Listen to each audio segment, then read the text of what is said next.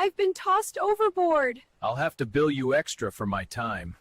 Welcome to the show. You look incredible, like a dessert that owns a yacht. That's exactly the vibe I was going for. You know, sweet but slightly out of your tax bracket. Mission accomplished. Gold on my neck, gold on my hand, purple with the stripes, that's the walk of a man. Sidewalk shining, city lights humming, every step I take, they know what boss is. Blazing the whip, gotta vanquish the needs. My kingdom for some poppy seeds, yo.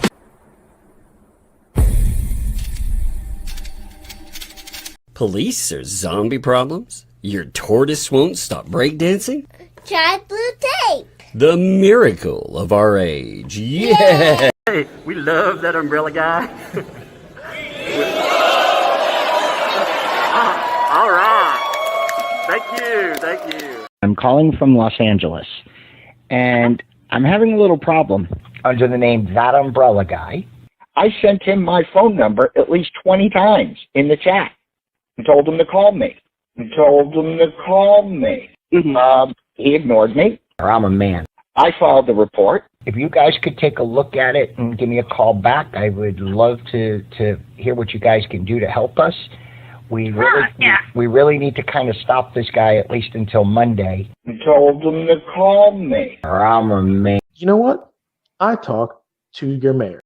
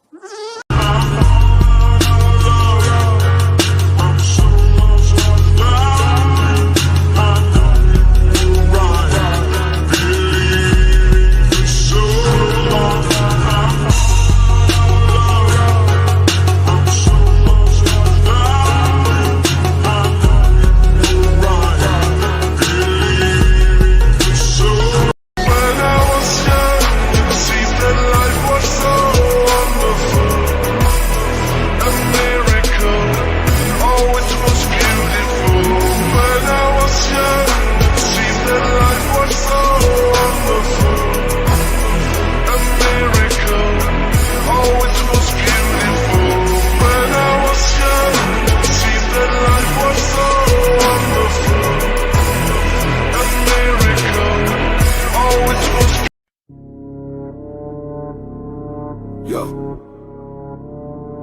from the cake gone. You thought it stayed quiet, huh?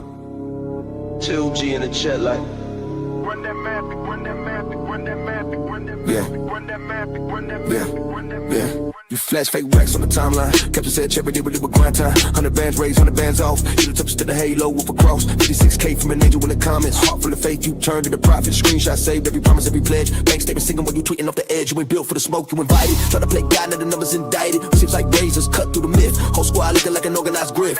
56K from a donut thief. 100K gone, a stolen dream. Gotta stay dark, but the neck got teeth. Now you mean, and you clip, now you caught on stream. That umbrella guy, call it out on screen. Yeah, we see you, we see you. You prayed on the pain, turned trauma to a token. Each side storage is a tool you were holding. Help the cause, every line pre-written, but the cause was your closet in the car you sitting in. You love weak links, hunt them in the thread. Baby, I care while you strip that bread. 56K from one, that's a life in Ash. Your bar drip, that by time they'll never get back. That means get your face with a clown crown clips on repeat when the lies all fall down. To a G on the mic, every chart, every slide broke down a breakdown, and the numbers collide. You can't hide from the playback, you can't scrub with the chat track. Every bless you turn back and every trust me now backfire. You ain't a boss, you a bookmark. Held on the page where the fraud start. Whole damn mark in a thread in the chart. History written in the sidebar remarks. 56K from a donut thief. 100K gone, it's a stolen dream. Gotta stay dark, but the neck got teeth. Now you mean, now you clip, now you caught on stream. 56K from a donut thief. 56K from a donut thief. 56K from a donut thief. 56K from a donut thief. Run that map, run that map, run that map, run that map, run that map, run that map, run that map, run that map, run that map, run that map. What's up, folks? How's it going today? Welcome to a Tuesday. That's right. Tuesday edition. I had to make sure. It is Tuesday. Yep. It's been so crazy. It's like the weekend never really stopped. You know what I mean? It's like, all right, it's Friday again. God, I wish it was Friday. Oh Lord, it's been such a crazy. You know, I don't know what's been funnier over the last day. If it's the reaction to yesterday, that was pretty funny. Or I can't wait for the flea cap Oh my God, you know that's going to be good stuff. Or today there was a filing by Paint Chips, and while Another one? Oh yeah, it's it's him. I guess I missed that. Yeah, it's a notice of joiner in support of Lisa's judicial notice. But what's funny is it's not the filing; it's that Paint Chips tries to make Polyflop happen again. Oh no! Not again. Yeah. He's like, yes. Oh my God, I've got to pull this up. It's so fucking funny. I was like, oh my God, are they really still trying to make Polymop happen? They're trying to make Polyflop happen. It's incredible. It's incredible so that they keep doing this. By the way, shout out to Clark Stark, who's been sitting outside of Lisa's house with the listening device. Good work, man. Good work, Clark Stark. He does some excellent work. If you ever need anyone to spy on your neighbor or do some reconnaissance work, definitely hit up Clark Stark. Good work, Clark. Yes, tonight we'll be raising money, so Clark Stark can also. What? Special shout out to Clark Stark. Oh Lord, he's working hard for his money, and we appreciate God when they all got together over on Dave's channel and they were all co-commiserating about how they've all got people spying on them. I was like, what a bunch of fucking loons, man. They're all I expect one of the reasons they don't turn their cameras on is because they're all wearing tinfoil hats. And that it doesn't really look good on camera. I'm like, damn it. Don't try to take my gig. I love them so much. I'm so proud of them. Oh, I can't even tell you. Oh my God. Their meltdown over last night's stream is just hilarious. I told my husband about it. I was like, because last night I realized the Ring camera was out of batteries. And I was like, I was sending Mr. Fox a text. I was like, oh my God, you've got to change the batteries in the Ring cam. They might be trying to swat me. And it's going to be funny. And I want it on camera. So he didn't get my message last night because he was passed out sleeping. He fell asleep on the couch. This morning, he's like, I'm sorry, I didn't get your message, but I changed the battery today, so it should be fine. And then he's like, what was that all about? I tell him, and he goes, well, maybe they should stop doing things that make them look stupid. And public records. Maybe they should quit doing things that get them written up in police reports. Oh Lord. It's so funny that they went from they were like, why don't you get those FOIAs to that screenshot showed yesterday? Yeah. FOIAs. I love FOIAs. Yeah. Now you know what the answer to that was? That's only for certain things like Ohio, dumbass.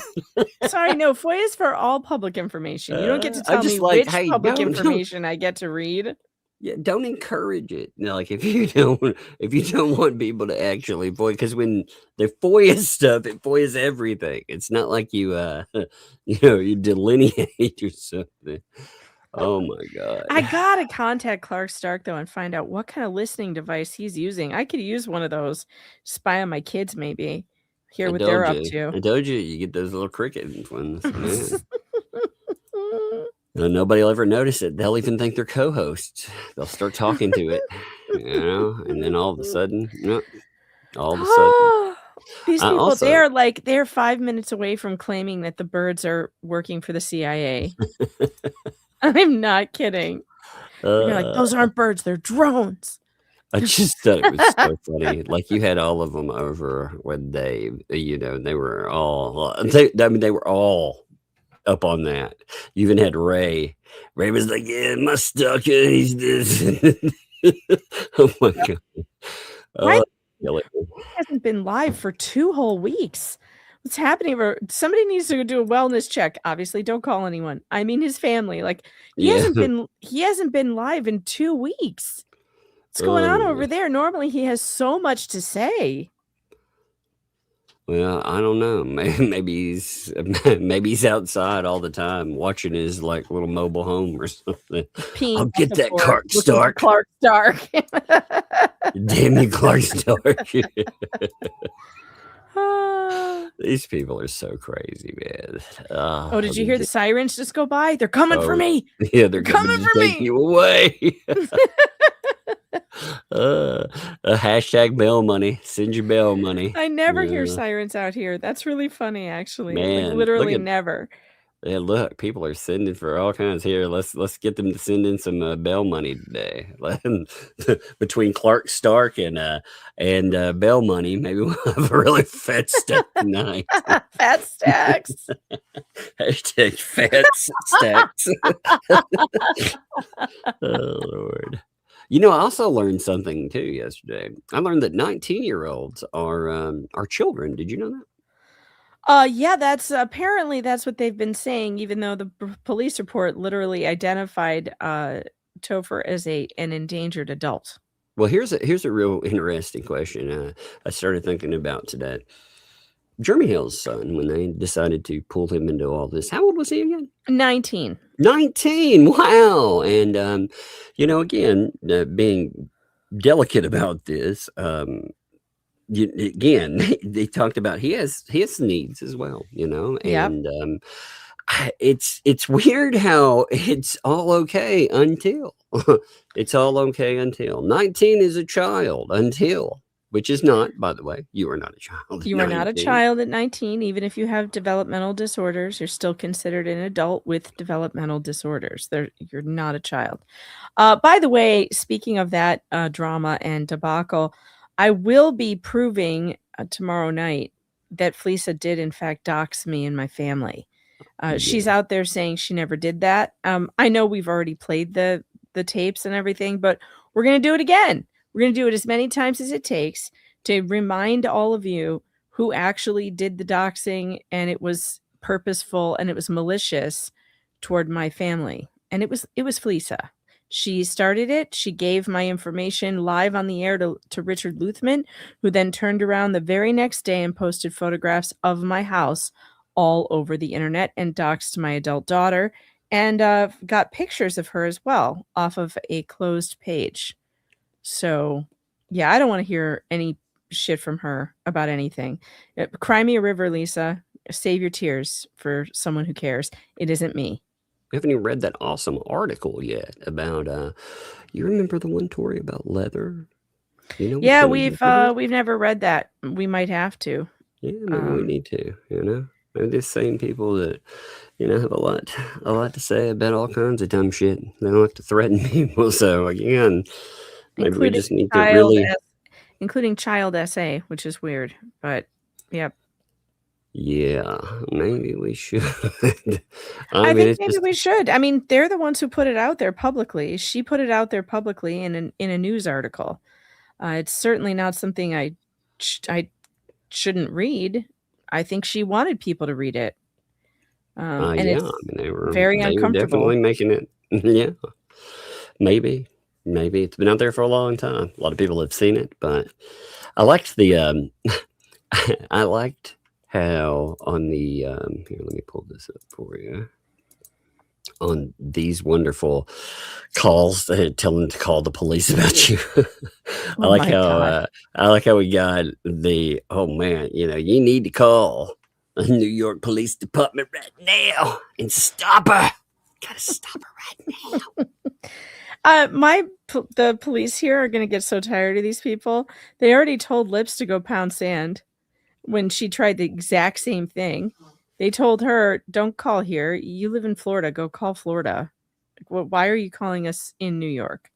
Go away. Then she calls Florida, and they're like, well, we looked at the video, and they're reading public documents. Case closed. It's so funny how these people, they think they're going to do something. And of course they do shows about it. Oh, you're going to get you this time. Okay. Okay. You know, fun, you know, lots of fun. I mean, it is. How dare you read that stuff that you have to pay for from FOIA? You know, that literally is called public information that you can post anywhere you want. I liked how it, like, you can see it's so blurry. I like how we got the actual written stuff here.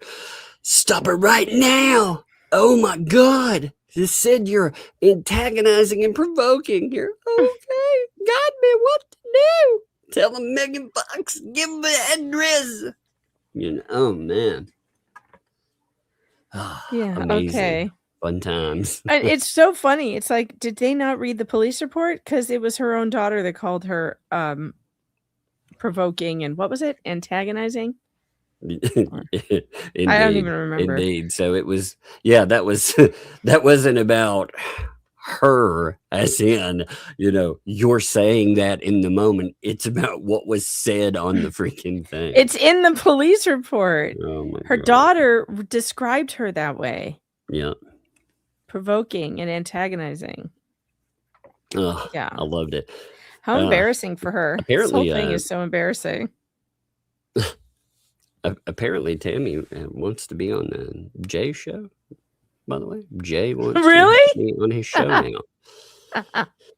Fun times, you know. Look at them telling they're like, Tori, we see your screen. We see your screen. And she's like, oh my God, and turns it off. And then it goes off screen while they're trying to report you.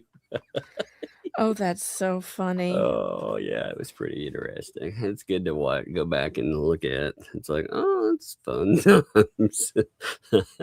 How do you figure out that somebody, like, how do you not know that your camera is on your cell phone while you're texting?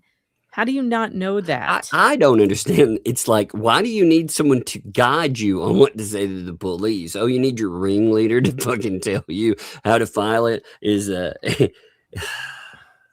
if you do that, Tori, I'm going to embarrass you so bad. Like, if you actually call the cops. Oh, no, they did. You actually say stuff. If you actually tell them this crap.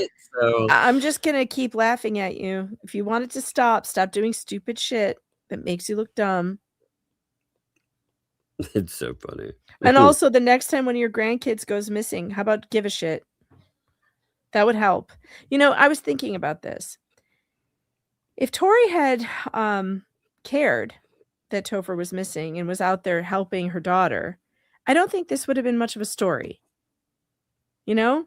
Like, I don't think I would have felt like it was necessary to talk about it because there wouldn't have been anything to talk about other than, well, I'm glad the kid got found, you know? Yeah. But the fact that she not only wasn't helping her daughter find him, but seemed to be actively, you know, avoiding the entire thing and had been the catalyst that started the whole fight in the first place, according to the report, and didn't help at all. That's what makes it a story. So I don't know, maybe just be a good grandma and then nobody has anything to talk about. Be a good parent. But, you know, that's difficult for the people in this story. I can't think of any of them who fit that description of being a good parent. It's so weird, all of it, you know? I mean, it's so bizarre, like how all of this stuff, it goes on. And the fact that, like I said, these people have had field days taking aim at kids. Again, they've thought all it's common practice, and now though it's all bad. And I'm like, well, you know, which way are you supposed to go there? And again, you're not taking aim at a kid. You're like, yo, they lost a kid, and in that, okay, that's a horrible situation. We all agree that's a terrible situation. Terrible. I felt really bad for his mom. Yeah. And you're talking about it, and you're like, look, like, you know, this is pretty jacked up that it doesn't seem like they care. No, I'll tell you, if that had been my mom's reaction, I don't think I'd be talking to her for much longer. Oh, like, God. that's nuts. I mean, that's crazy. And that's what made it a story. That's the weird thing. I'm telling you, like, if Tori had been out there, like, concerned and helping, I don't think it's a story. The story is she got into this fight with her grandson, said some really terrible things, and he reported that she told him to walk home. He leaves, and she's like, okay, well, I'm going to stream. What? What I don't understand is this, like, they're like Marla, for example, is trying to get people to false flag now because he's quote unquote special needs. Therefore, somehow on YouTube, it's going to treat the whole thing differently. And it's like, well, didn't you guys shave his head? Wasn't he? I mean, is he okay to do that? Is he okay to? Was he all right with that? Well, I mean, they said he was old enough for that. Okay. Well, Also, he appears to be old enough to work at a gator farm. Yeah, volunteer. Yeah, volunteering, not even getting paid, which is odd. I got some emails too from people who said they know Robbie pretty well, and they don't think there's any chance he paid him because he doesn't pay anybody, apparently. Interesting. That's what people said. I mean, I don't know if that's true, but a lot of people, I've heard it from more than one who said they know Robbie real well, and he relies on volunteers that are unpaid.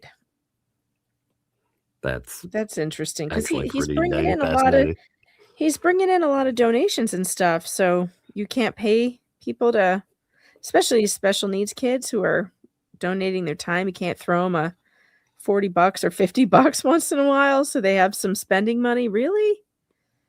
That seems pretty crappy. If you can take their hair as donation, then you can pay them. You can probably pay him something. Yeah, pay them all of it. Mm-hmm. So I mean, I don't think it's just a couple of bucks here and there. And again, maybe they paid them. I don't know. I just know when I say volunteer, I don't mean I would pay somebody. Mm-hmm. Yeah, it's really odd. The relationship that all these people have to kids of all different ages, including, Lynette's grandson, to older teens and little kids. Like, it's all weird. It's all bad. None of it's any good. We haven't seen one relationship yet with young people, with this group of people that seems to be thriving and good. Have we? It all has these negative connotations, has these problems, these fights, public, and police records. How many police records did we look at with Landon in them? And his poor girlfriend. What was funny, I really liked the exchange. Somebody told the Fats, they were like, at 18, they're legally adult. 19's legally adult. And the Fats is like, if you believe that situation, maybe you didn't watch the dash cam because he was deemed endangered. Didn't you hear the police officer? And someone was like, deemed an endangered adult. Yeah, somebody wrote under that. They were like, if you read the report, it was based on the totality of the circumstances. Mr. Redacted met the criteria to be classified as a missing and endangered adult. So, Yes, he's an adult. A 19-year-old is an adult. An 18-year-old is an adult, according to the law. Now, obviously, speaking as a parent, you will never see your 19-year-old as an adult, right? You see them as a child. And 18, 19, even 20-year-olds can be childish and childlike. That's true. But that doesn't mean that legally speaking, they're not classified as adults. One of my favorite things I've seen, I've got to send this to me. This was very funny off of this situation. God, I gotta grab this. This is wow. Esther just sent me a huge Venmo. Esther, thank you so much for the 100 on Venmo. What an awesome gift. That was amazing. Thank you. She's great. I know. So sweet. And I'll see if there's a message there too. I don't know if there's. I just got the messages. You troublemaking monster! How dare you?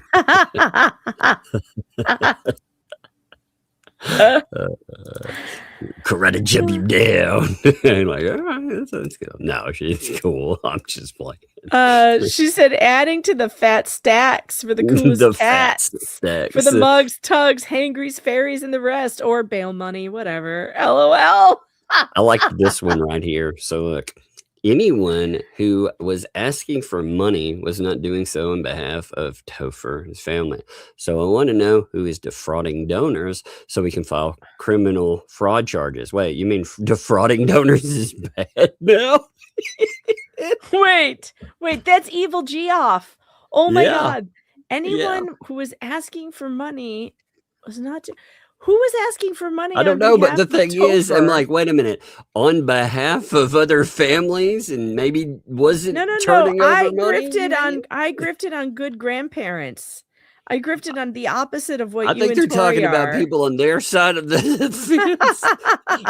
But I was thinking, wow, this kind of seems like a call out to. Oh wait, they don't call out people who defraud donors, do they?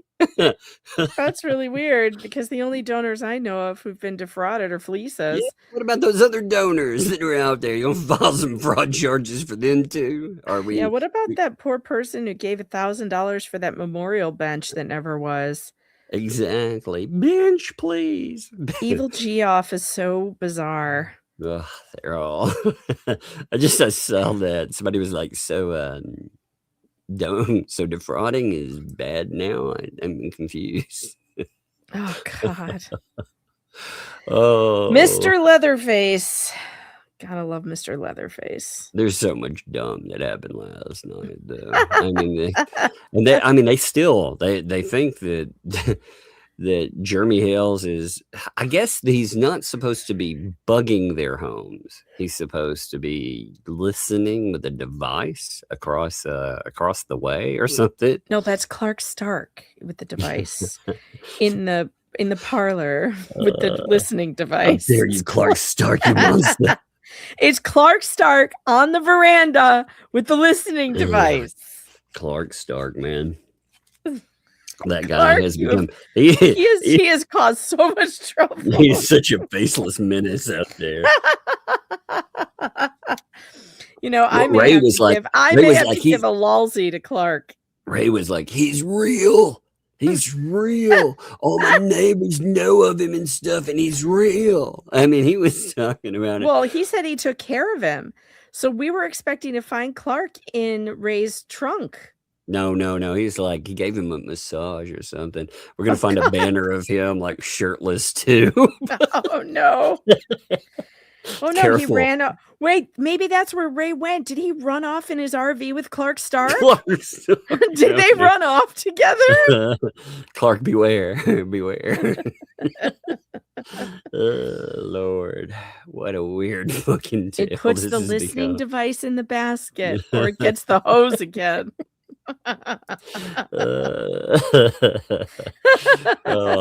The cricket still lives.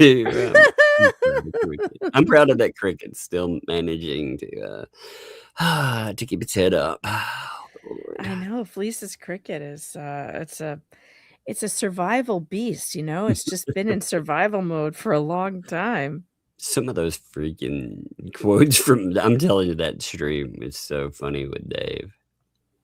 God. Oh, I didn't see the whole thing. I only saw the clip, but that made me laugh so hard where he's like, this woman is brain damaged. Jeremy Hales has damaged her brain. Somebody told me to look something up on that, so I'm gonna look it up real quick too. I wonder what Fleece had thought about Dave calling her brain damaged. I mean, I wholeheartedly agree. Yeah. I mean, you're 100% right. Yeah, her brain is definitely affected. Never thought we'd all agree on that one. I never thought we'd come together so easily about something. This whole mess, though, and sometimes it feels like some kind of a comical farce, Yes, it does. Yes. So there was this conversation about him and his brother, like where his brother owns a cat, and I guess he has allergies, and he's been, living off and on with, that place that he doesn't live. What? Yeah, the brother's house he doesn't live at. Oh, right. Yeah. He was talking about it yesterday, about how he lives at the place he doesn't live at. Oh, of course, with the cat that he doesn't own because it's his brother's. Sure. Yeah, he was like, my brother has a cat. I thought his brother kicked him out. Well, that's I guess that works for part of it, for part of Isn't the that the discussion. story that he told the court? Yep. It His seems brother kicked him out because of all of this. yeah, So that's that's what weird. Why is he hanging out at his brother's place with his brother's cat? Curiouser and curiouser. that whole You know, we should get Clark Stark on it. I know he's busy, but Clark, you got to get down to Stupid Dave's brother's house and take him figure out some what's going. allergen pills, man. It sounds like he needs them. You know, just really hook him up with that. You know, I don't want him suffering with all those allergies. True. Maybe he should get shots. You know, people who are severely allergic to dogs and cats and things can do much better if they go get the shots. Oh man, look at you! You're such an altruist. You know, you're like, oh man, you know, I can just help out. Well, he can get allergy shots at the same time they're shooting him up with the Ozempic. I like to 2 for 1. I like people in the chat were like calling out the fats and being like, he doesn't want the drama. Leave stupid alone. And I was like, wait a minute. He's talking about drama. What the fuck's up? I love it when people say they hate drama and then they do an entire stream all about the drama. Yeah, it's great. That's all they do is drama streams. But I hate drama. I'm like, dude, I enjoy the drama just fine. You know, I do. You know, I wouldn't want to live the insanity these people bring to your doorstep.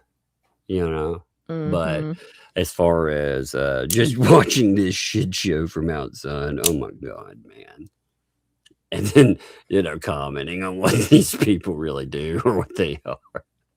It's so bizarre. Oh, yeah, there's such a, I mean, I hope so one day Ricada finds Stupid Dave, because that will be hilarious. Oh my God.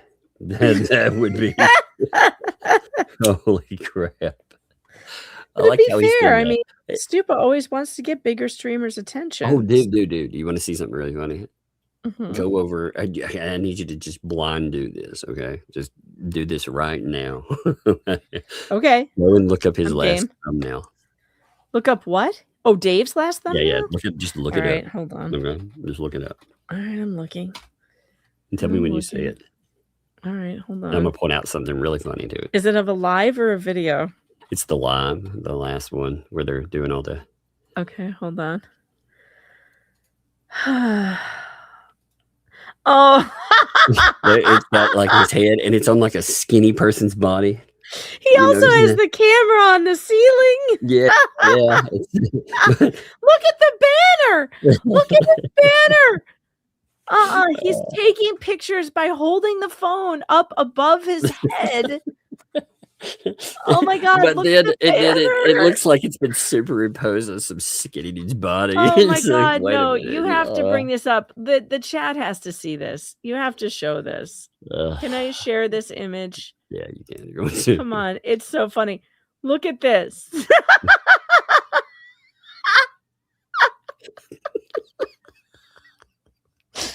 Oh my God.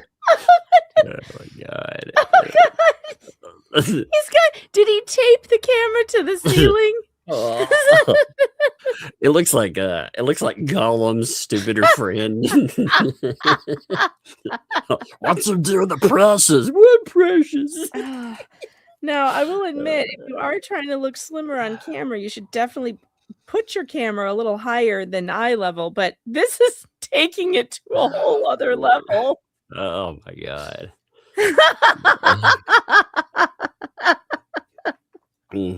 That hurt my brain when I saw it. But wait, there's more. Oh yeah. I mean, there's the one before. I gotta show you the thumbnail. The thumbnail, folks, you gotta see this, because this is like he's giving his sexy face. Get your pout on, baby. This is Stupid Dave.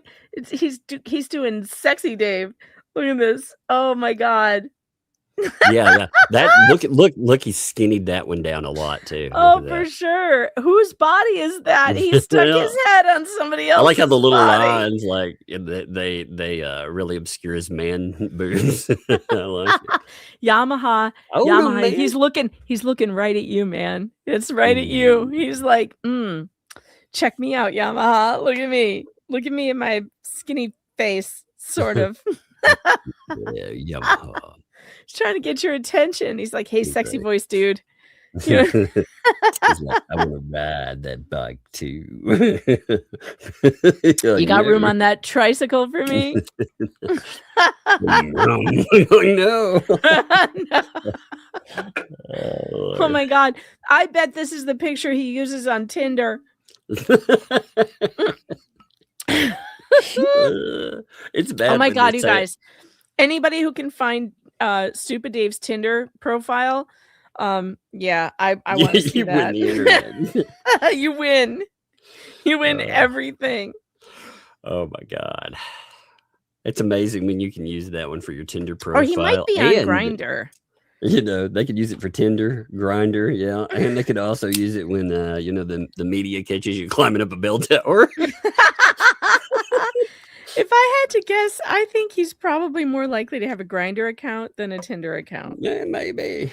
But I don't know. That's just the, I don't that's know. just the I've vibe never that I listened to his get. preferences on that one, you know. Yeah, I don't know, but something tells me he's going to have better luck on Grindr. Maybe. I like it. Oh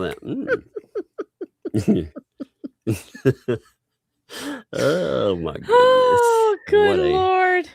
I told you. Oh, I told you good you'd laugh. enjoy those. I knew it. Are there more? Hold on, I gotta go look. Oh man, any of them that are like. This one's kind of hilarious too. Wait, did you see the one with the sunglasses? Oh yeah. I looked through them. I was like, this doesn't even look like him. Who is this? I like this. Wait. I like this. It's like, I'm gay and I'm not a grinder. Right. It's not a good idea to be on Grindr. It's not a place you want to be. Who is that? That's not Dave. Who is that guy for real? Who is that guy? Oh my Lord. Who is the guy in the Oakleys? That's not Dave. Look how big those sunglasses are. I like how he straps a fluorescent light cover across his face. Dave never had a pair of sunglasses that were too big for his head. I don't believe that. Oh my God. I mean, own the massiveness. Come on now. Like I said, I'm gonna own. I talk about mine all the time. Like I've joined my own orbit. I'm amazing. Oh my God, this one's funny too. God, his thumbnails are goddamn comedy show all of themselves. You're amazing when you go through. Oh my God, they're amazing. Part of the show. Yeah. I don't feel it looks like safe. it looks like he shops at the Looney Tunes store, doesn't it? Like he's like, give me the Elmer Fudd and the quadruple XL. It does look like an Elmer Fudd hat. Are we safe? I don't feel safe. Look, he's in his safe space onesie. That's a safe space onesie. It's like they were like, it's a ghillie suit, but they're like, you got to find a really big tree to hide on. He's got to go all the way to the California redwoods to find one big enough. Oh my Lord! It does look like a Looney Tunes freaking out. It does. Oh, holy God. I'm sorry, chat. I know you guys are like crying and falling out of your chairs. It's not my fault. He did this. I told you, once you start looking at them, it's kind of like Pringles. Once you pop, you can't stop, man. Look at this one. Wait, there's another one. Oh God, we can do an entire stream just on his thumbnails. They're amazing. I told you. Amazing. Look at this one.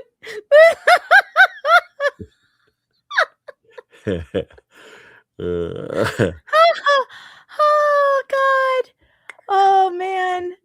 This is I thought of it. So it took me a long time to understand the poor plight of this man. It did. But, you know, when he was making videos about like you and I, he was doing that lonely man shipping thing. You know how people ship their favorite characters online? You know, they want to cross them over and imagine weird stuff with them. That's what he was doing. He was having his lonely man shipping moment. Like, that's super weird. Look at this one. This one, Yamaha, this one's just for you. Yamaha.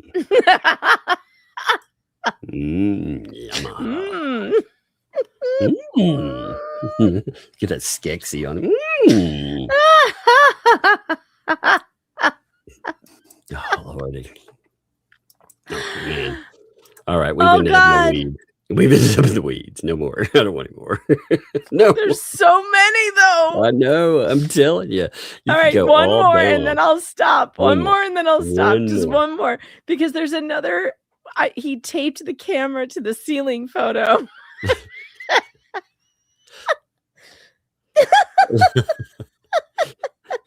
Man, well, what did some of the tile fall off? Is that why it's and he's also splattered with dirt for unknown reasons. It gets maybe from crawling around on the floor to hide from the process. Why do they always imagine like Jeremy with his mouth open? Is it something bizarre too? It is weird. Actually, I saw some weird paint chips statements the other day. Woo, baby. I was like, prisoners say what? I mean, they were really... He's Jeremy's lover. I saw that. Yeah, he was like, I lost my eggplant in germs. Ew. Yeah. That's literally what it says. Like, no, my favorite thing that Paint Chips has said recently is that just J-Hip is a top. No, my favorite is the Polymop thing. So check this out. You got to see it. Oh my God. He was trying to bring back Polymop. Oh my God. So this is the brand new filing that just came up. And I'm not reading that whole thing now. We may or may not.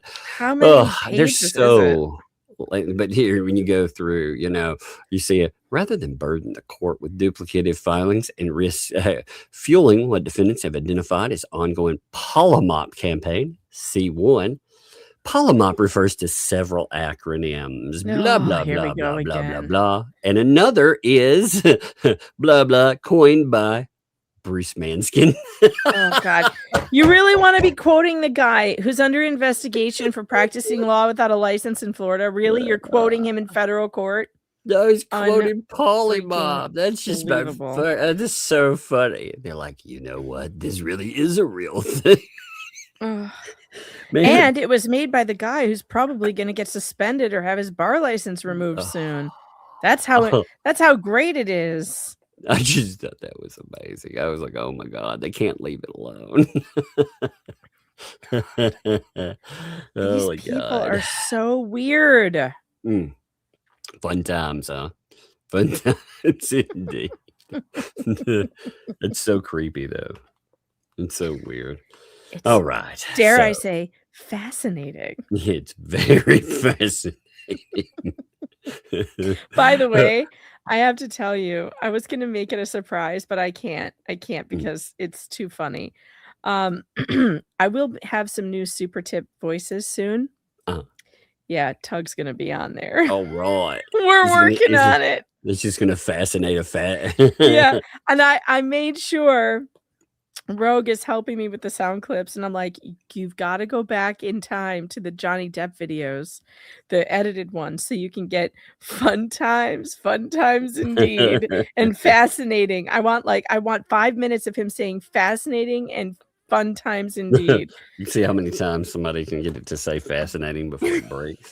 Yes. What's amazing so that's about coming soon, folks. What's amazing about the Polymop thing is it pops up in, I think, the third sentence in the filing. So, yeah, I mean, in the introduction and background. So you have your, you know, of course, your blah, blah, blah, blah, blah. But then right after, you know, with your introduction and you get your Polymops.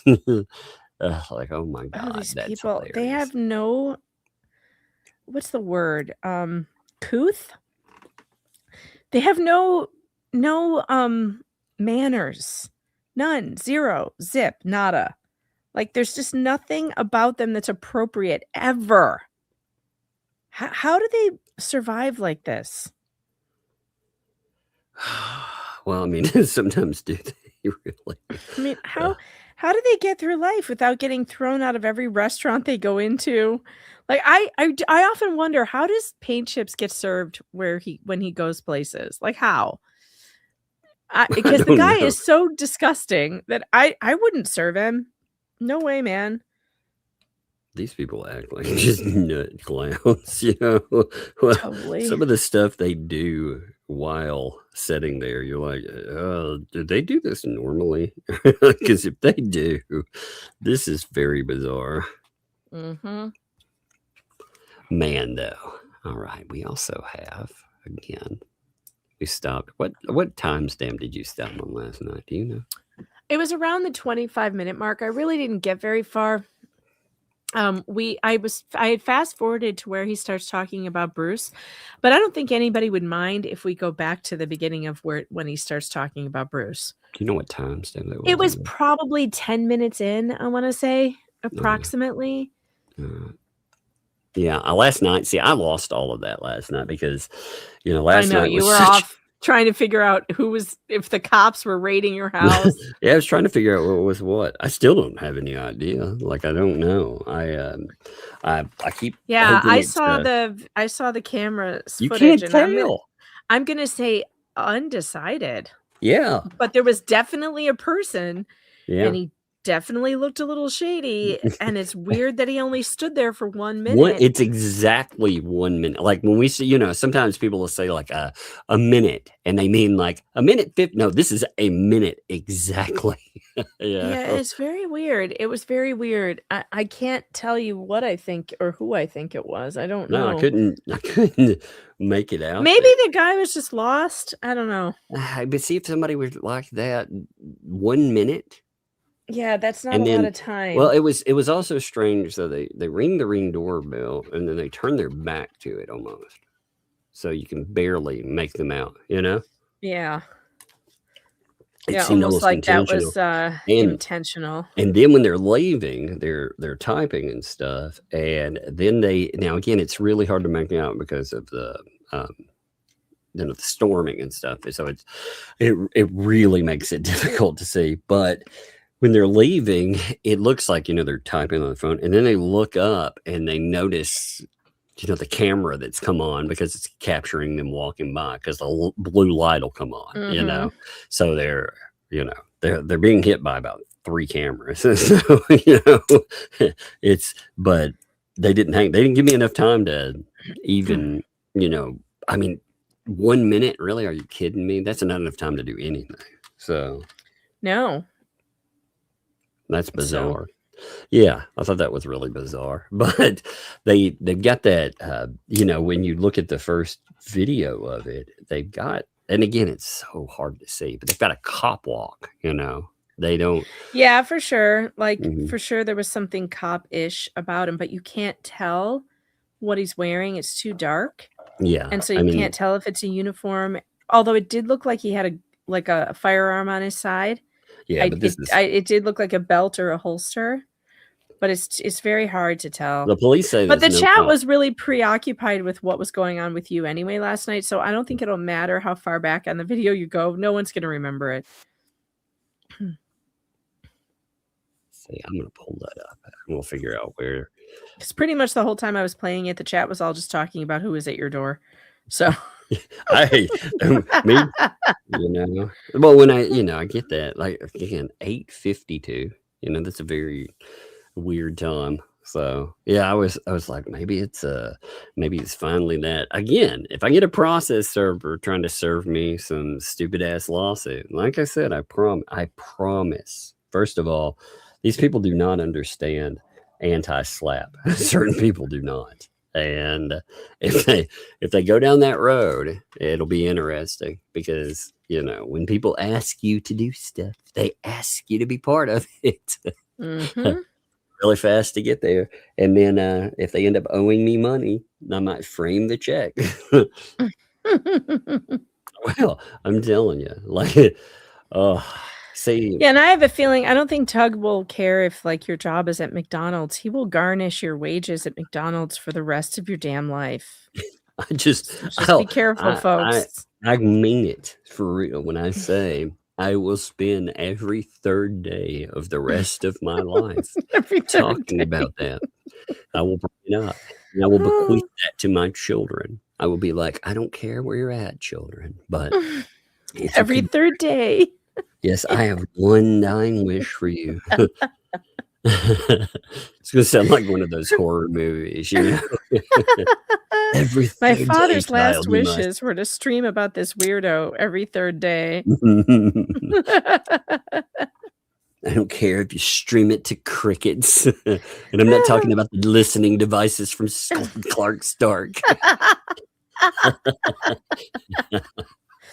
Poor Clark Stark. Oh, poor guy, man. He's like pops up in a chat, and next thing you know, he's being accused of espionage. espionage. He's public menace number 1. Oh my god. Ray's calling the FBI. This is the guy you should have as number 1. Yeah, the entire Iowa police department from that small town is like looking up Clark Stark. We're gonna have to make like cutout masks. We are Clark Stark. We are all Clark Stark. Oh my god. I am Clark Stark. That's what, Jay, there's your next shirt. We are Clark Stark.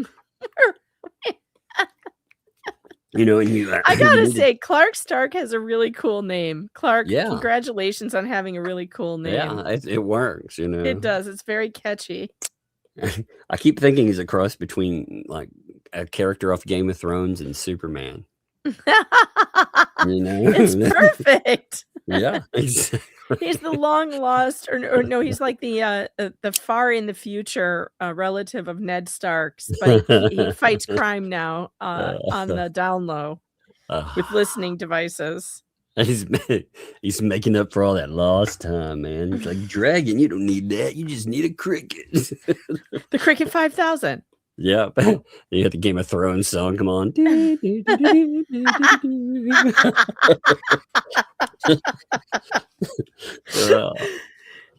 Oh my god.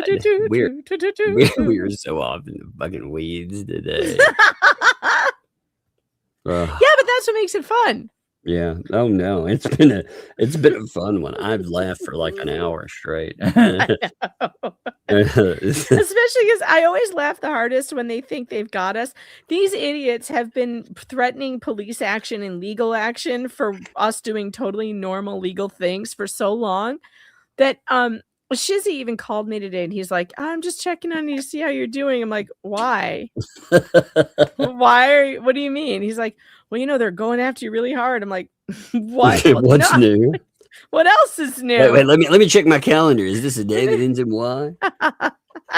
Let me make sure. Jay sends me a text and he's like, you just couldn't stand that I was getting the attention this season, could you?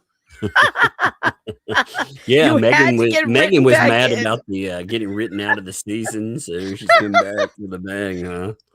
That's right. Yeah. I can't let Jay have all the glory. No way, man. He can't be the star of season 7. What I really liked from last night, my favorite thing is how they just cratered the notion that they don't listen to the show. Because they were doing live commentary, you know. I mean, they're in their posts. They're like throwing fits. Damn right, Tug, you show her my message. Yeah, I don't think I will. I will. Thank you. Thank you for the suggestion. Yeah. No, thank you. You know, that and $5 will get you chicken nuggets. Actually, I learned something today, by the way. It won't get you chicken nuggets. God, I can't believe what those cost. You know? Oh my God, everything fast food is crazy. It's so expensive. Lord. Have you gone to Five Guys recently? Oh, God, I cannot take my kid there for a burger. Just one kid.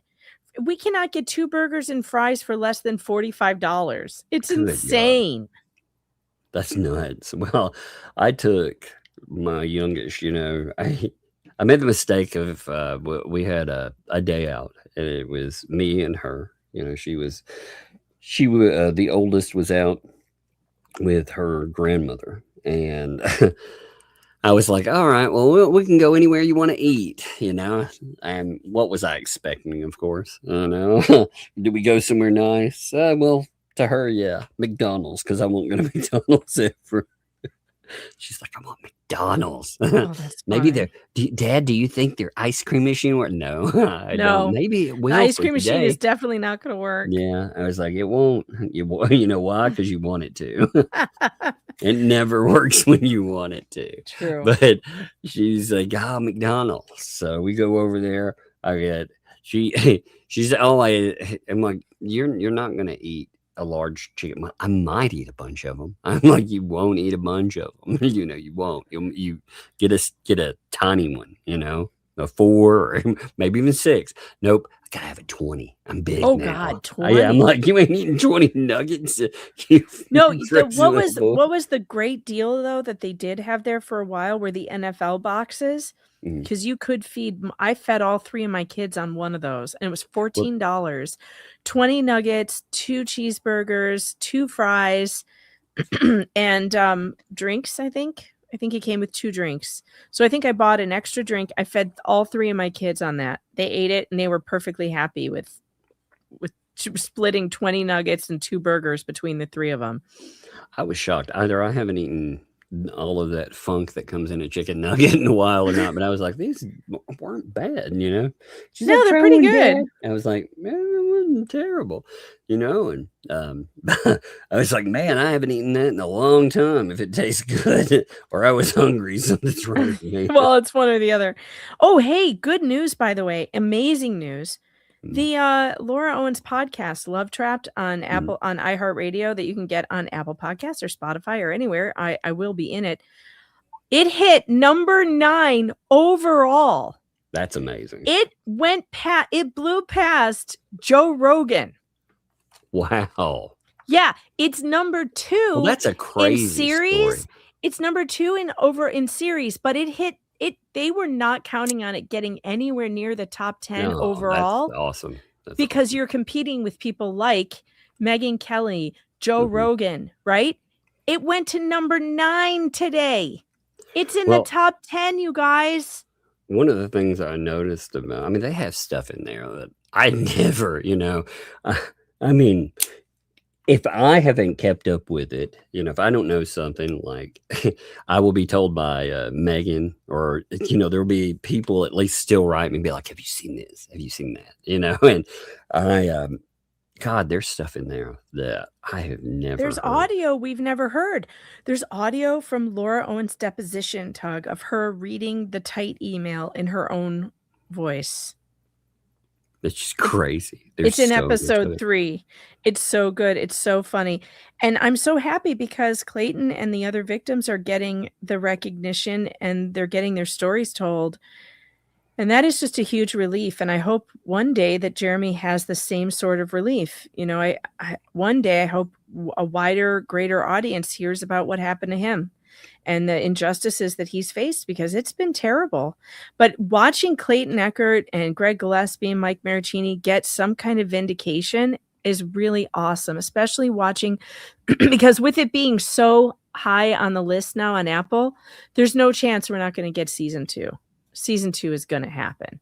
And we needed a season 2 so bad so that we could cover the trial, because the trial is going to happen in July. Yeah. That's going to be wild. So season 2 is probably in the bag at this point. And it could even be picked up by Netflix or a big network for a TV version if it stays on the top of the charts. So guys, make sure that you go and you listen to that, because it's taking Apple by storm, and it's going to be big. It's going to be real big. It's going to lead to some big things. I liked, like I said, the stuff I listened to. I'm thinking, man, that's. Oh, and something shocking. else happened. Something else happened. My listeners who've been with me for a long time might remember the reporting I did on Cynthia Absug, who was falsely convicted of medically abusing her child and allegedly conspiring to kidnap him from foster care. That story is being picked up for a documentary on a big network by an Oscar-winning producer. That just happened. It's been awesome. 8 years we've been trying to make that happen. That's awesome there. I know. I'm so excited about that. I've wanted that for her for so long. So I'm having like a fantastic week when it comes to people whose stories I've worked on who face major injustices because they're finally seeing some justice. And sometimes justice doesn't come in the form of court cases. You know, Cindy was not found innocent. She was found guilty falsely, and she had to go to jail, and it was awful. But sometimes justice comes in by public awareness of what happened and how the injustice happened. So that's what you got to hang on to when you're looking at all this stuff going on with Jeremy and how it doesn't look like he's getting justice in the courts. There's more than one way to get it. Yep. I mean, these people, though, like with all this stuff, too, if you look at the methods they've tried, he went law route, and Lord, they should be thankful he went that way, because Lord, he could have made their lives miserable. Instead, he tried to get justice. Yeah, remember they wanted him on Bad Neighbors. That wouldn't have been good for them. I could have gone up $1 million. I mean, again, for the amount of money there, Lord, he could have made a tower of speakers and had it play. He could have produced his own movie by now. Yeah. With the money that he spent in the courts. He could have done his own documentary. He could have hired a director and everything. The feds behind the Great Wall of Otter Creek. All right, let's watch this. All right. Here we got here. We're going to start at, I guess, 10 minutes. Sounds good. Let's say go in 10, and I'll tell you if you can go forward. Just want to get on the property. We'll take care of it afterwards. We then record her stating that she knows of the encroachments, and we have that prepped. Okay, this is still about Tina, so go forward. Wait, is this today's? Wait, no, this is Bad Lawyer Got Destroyed. So. Okay, so yeah, that's yesterday. Yeah. So, all right, there. He's my first witness. Yeah. Yeah. So let's do that. I wanted to hear the stuff about Bruce. I really, I figured we'd get it. Like I said, last night just read so freaking nuts. We're going. Indeed. Please. Not only do we have McIntyre under oath in Ohio court, which will be used against him in Florida. Butt Chump under oath, which will be used against him in Florida. Now we've got Deuce under oath. It's like we could have asked for a better witness list. Oh my goodness! And these are people that are coming on voluntarily. They weren't subpoenaed; they were coming on voluntarily. Not the smartest people in the world. Okay, so brain trust. Judge says, Miss Preston, were the cops not subpoenaed? I don't know. I don't think they were. They volunteered. That's insane. I know. They volunteered for this because, I mean, that really looks bad. It doesn't look good. You just decided to randomly show up just because? Why again? Mm-hmm. Oh, you're to defend their indefensible position, not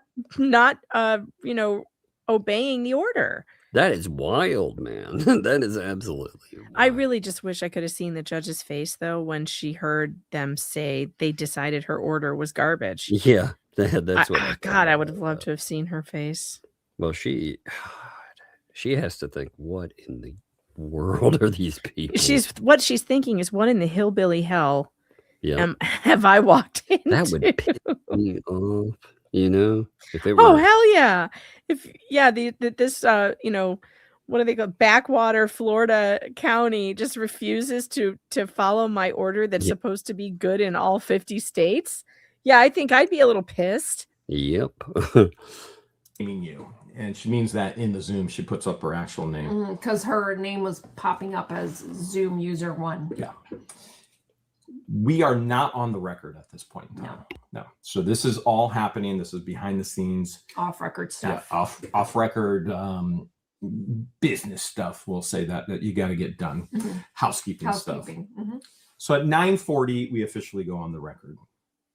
And the very first thing I see, I have the monitor in front of me. You don't. George is allowed to sit now in the court because she has already been a witness. Mm. And so her testimony can't be tainted by anybody else's testimony. Where are you in the court? I'm sitting in the very first row in what's called the back of the courtroom. And so there are screens for me to see. There's one to the left of me. There's one to the far right corner of me. There's even one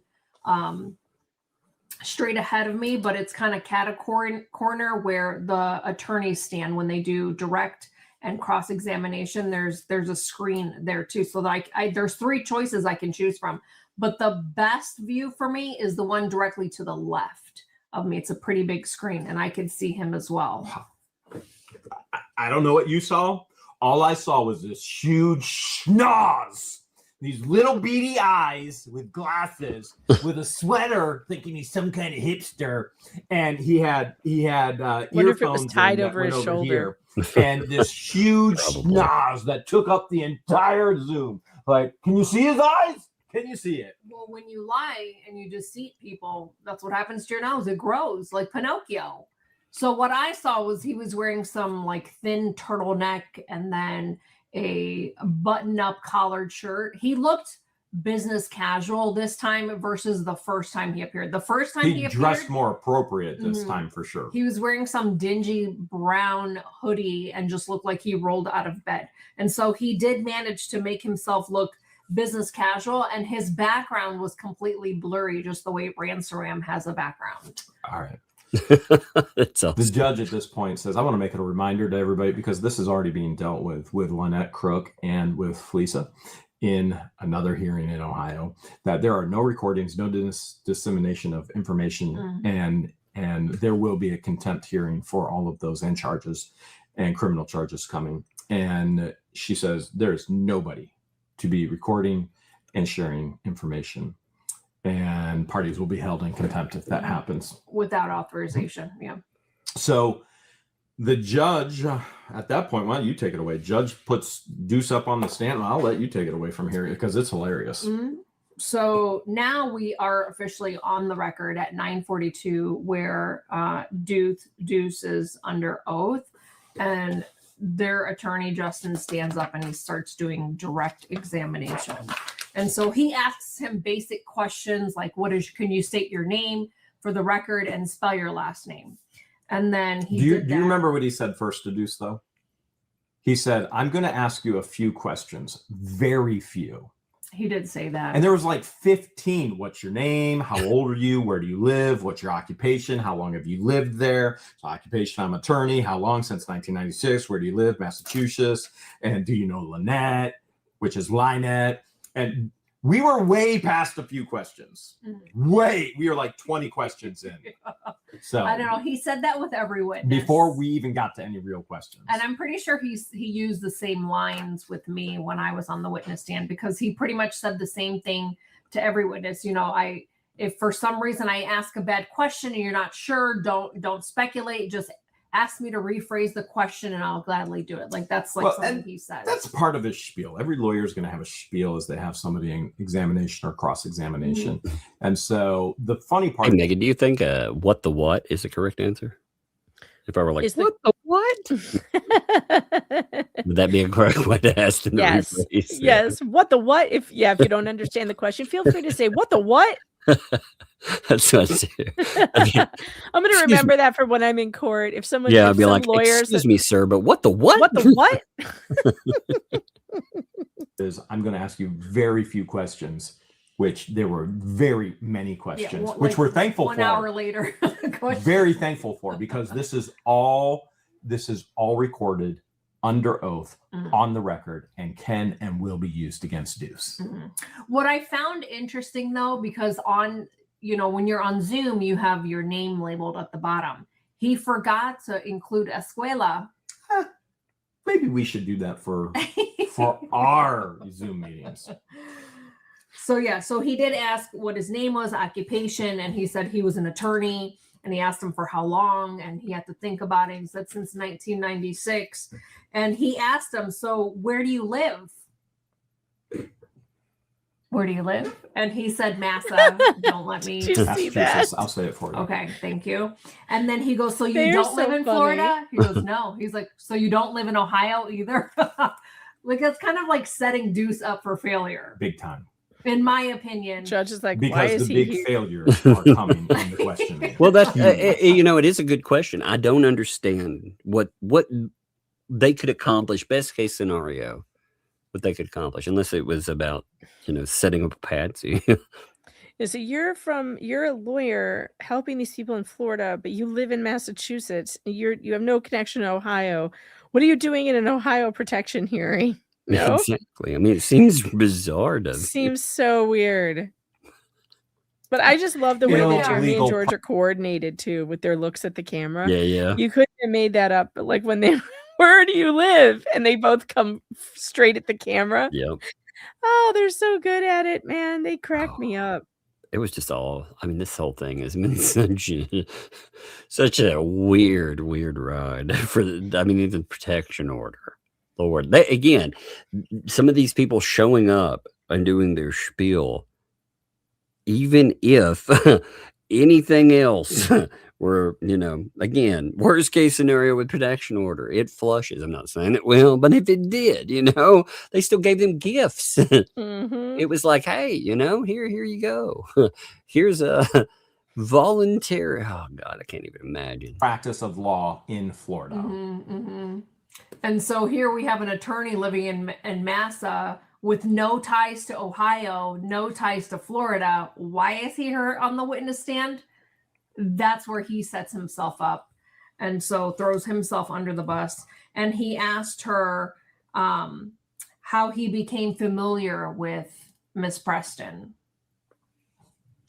Do you want to answer the next question? He says, well, it's a long story, actually. I was searching for some law tubers, and I saw the Levy County story, and I felt like I could help back in March 2024. Do you understand the hypocrisy of this? And the narcissism. Puts out the storyline that we are using YouTube for bad neighbor story, fodder, income.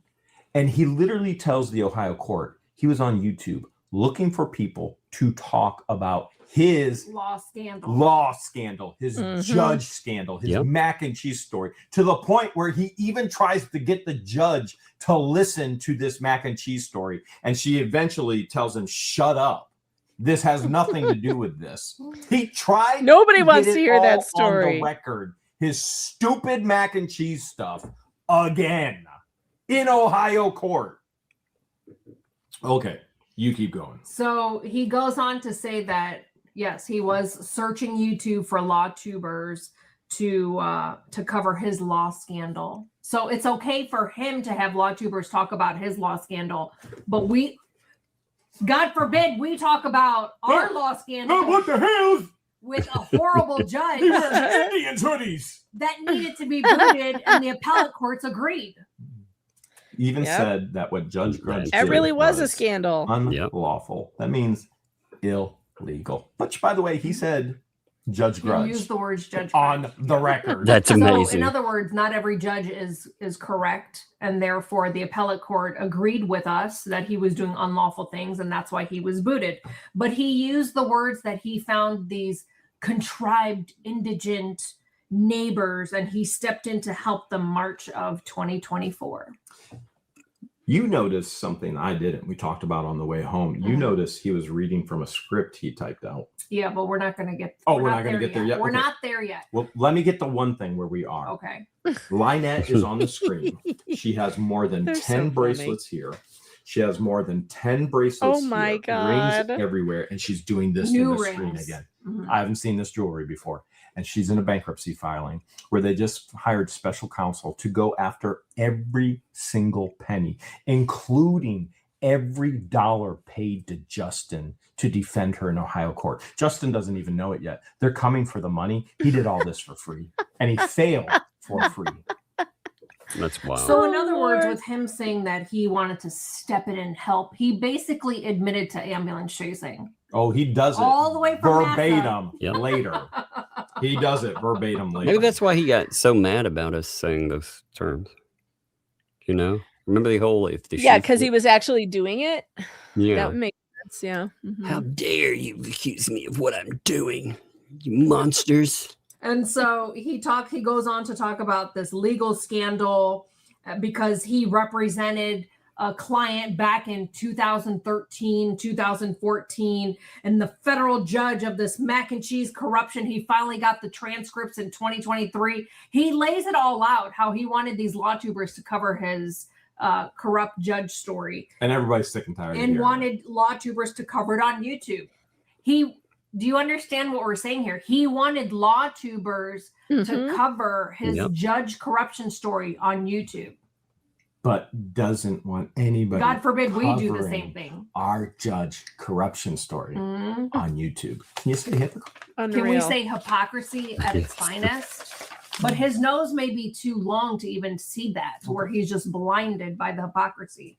So then he goes on to talk about how he ran into this bad neighbor saga and he stumbled upon it searching YouTube, and he was appalled. He was appalled that other attorneys were involved. I was appalled. But he's an attorney. And he wanted YouTubers to discuss a corrupt judge story. Isn't he an attorney? He's an attorney that was talking about our cases on YouTube. I was appalled. The hypocrisy. Oh my gosh, just so crazy. Yeah, he was so appalled that we So were then talking he about goes the on to same say case that he was talking all about of on these YouTube. Yeah, well, isn't that interesting? Like it's terrible, so I needed to talk about it. Yeah, and he was emailing us to talk about it on our shows. Yeah, isn't that amazing? But He's like, we're the scum of the earth. I'm so We're the appalled. scum Let of me the come earth. on and talk about this. But we're the scum of the earth for talking about it. What he's really mad about is that we wouldn't let him come on our shows. That's what he's mad about. You know, if I could trust the person to have been good faith, but again, like you said, and I've said before, the whole Vet Nation mess. You know And that? also, we don't owe anybody anything. I don't owe anybody an appearance on my No. show, especially not when I get an email from them that's a wall of crazy text. And I read it and I think, oh, this person has a mental disorder. Okay, bye-bye. And I threw it in the trash. And I am not obligated to let every person with a mental disorder onto my program. In fact, I try to keep all people with mental disorders off my program. Also, there's a specific way of approaching things. So yeah, I'm just gonna say, if you come in and you insult everyone, you know, you want a real lawyer, you know, you're inferring everyone else's shit, you know, you're Right. the only one, you know, I don't mind an ego. Ego's fine, you know, it is, but when they approach it and they act like they're doing me a favor, no. And he was you're not doing it. immediately rude to me, suggesting that my coverage was one-sided and that I didn't see the whole picture. Listen, buddy, if you want to come on my show, you better start with compliments. Like, don't start out right away by insulting me. It's not gonna get you what you want. I don't know. Would anybody want to have someone on who started out insulting them? For what Yeah, purpose? that's what I look for in a guest. That's exactly Yeah, what if someone is insulting me and they don't like the way I do things, well, they can hit the road. There's the door, Jack. You know, like, find it. Walk out of it. Don't let it hit you on the way out. I don't need that in my life. It's just amazing. You know, it amazes me over time too that Bruce, along with the ecosystem, they wanted attention. He asked for attention. Yep. He got mad when Then we he got wouldn't pissed cover when he his. didn't get it. Yeah, he wanted us to cover his filings. When we didn't, he would make public statements, hoping that if they got crazy enough, that we would cover them. You know, and. Mm-hmm. Yeah, and when we started covering, then he started throwing fits in court, saying, "No, my God, Megan's making songs about me." Yeah. Right. He wanted the attention, and then he didn't like the attention that he got. It's so well. bizarre. Stop asking YouTubers for attention. You won't like what you get. That's another Indeed. thing. You should probably don't ask. Like, just don't ask. If someone wants to have you on, they'll find your stuff. They'll ask you to come on. I mean, it's one thing to like email somebody and be like, "Hey, I might have a story that you might be interested in. Here's the facts. You want to look at it." That's one thing. I get those all the time. And sometimes I look at them and sometimes I say yes. And sometimes I say no. But when you start demanding things out of a creator and you don't even know them, it's never going to go your way. Like, it's just, I don't know anybody who would respond to that. Just looking back at this has been such a crazy road, you know. We're trying to uncover Judge Grudge, and he used the words grudge judge as if Justin or the as if anybody knows any of this. Right. The judge knew what he's talking about. I found that funny. So I was giggling as I was is. taking notes, and talked about how this Judge Grudge was in Levy County and they were making him out to be a villain and biased. Well, guess what? The appellate court also found him as a villain and biased and agreed. They sure When's did. he going to drop that narrative? When his nose gets small. Do you want to? No, keep going. Okay, You're doing great. so then he goes on to explain how it was this huge storyline, how an attorney in Kentucky whose name is Larry Foreman also goes by DUI guy started targeting the judge. Let me get The this. whining and the crying was insane. So this attorney from Massa wanted LawTubers to cover his corrupt judge story, targeting the judge. Right. But Larry Foreman's not allowed He's because not allowed he's to from do it. Kentucky. Yeah. Which, by the way, Larry Foreman's an incredible friend. We appreciate him and a his good lawyer. fiance, Chandler, very much so. So then he goes on to say how the whole judge story was basically just to attack Lynette, Miss Preston, and Mr. Cook. And they made good characters in a good storyline. And it grew legs. He said the story It grew the legs. character and the huge storyline grew legs. Wait.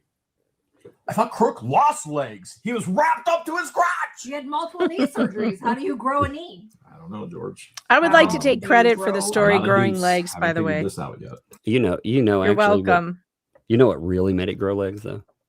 Blue tape. Bruce. Blue tape. What? Blue tape? Yeah. It is a medical marvel. You know, if I've learned anything from this trial, it's Don't that blue give the tape- blue tape my glory. No. I was in everybody's inbox. Oh, Remember? no. Don't you remember? I was telling No. everybody, you got to cover this case. You won't believe it.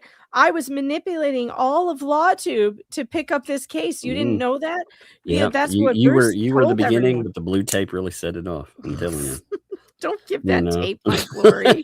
Don't you let that blue How tape dare steal you. my thunder. That blue tape does not get the credit for this. I made the story grow legs. I was working feverishly behind the scenes, Oh, it was making funny. sure that I was threatening Well, people. you know- I was threatening people. I was like, if you don't cover this, I'm gonna say bad things about you on YouTube. Oh yeah, it was very nasty. I thought it was funny though. Megan was like, "Oh, this is a case I think you really like." And I looked at it, I was like, "This looks crazy." You know, it does. So The truth is, I only give my closest friends my scoops. When I get a good one, I keep it to myself, and I have a handful of people that I'll make a little, do. You gotta hear this. Even from go, it's great. I was like, what sold me on it was when I was listening to people. So I started pulling up, filings because I wanted to see them myself. And when I saw those hand scribed filings and that first one, from Lynette, I was like, oh my God, these are Oh my God, amazing. Pro say what? Yes. And it wasn't, a lot of times you get crazy and it's sovereign citizen. And sovereign citizen can be really funny, but it's like That could be some good crarazy. Yeah, but Gotta- sometimes gotta you're like, hand it to the oh, soft sits. it's just it's funny, but it's stupid, to its own point. It goes This down was so many rabbit holes, like with the bloody fingerprints and the whole thing. It's rough.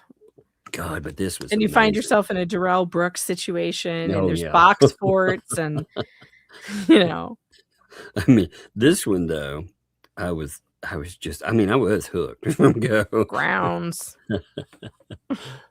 Do you know that Teespring wouldn't let me make a grounds mug?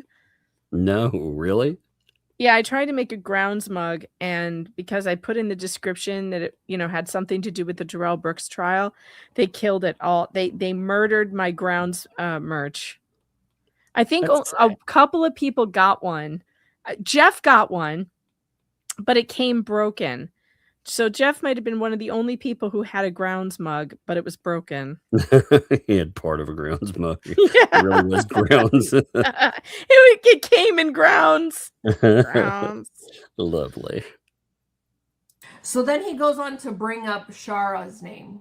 He said Shara Wolf was an advocate journalist, and she was active on social media, and she was possessive of all this evidence.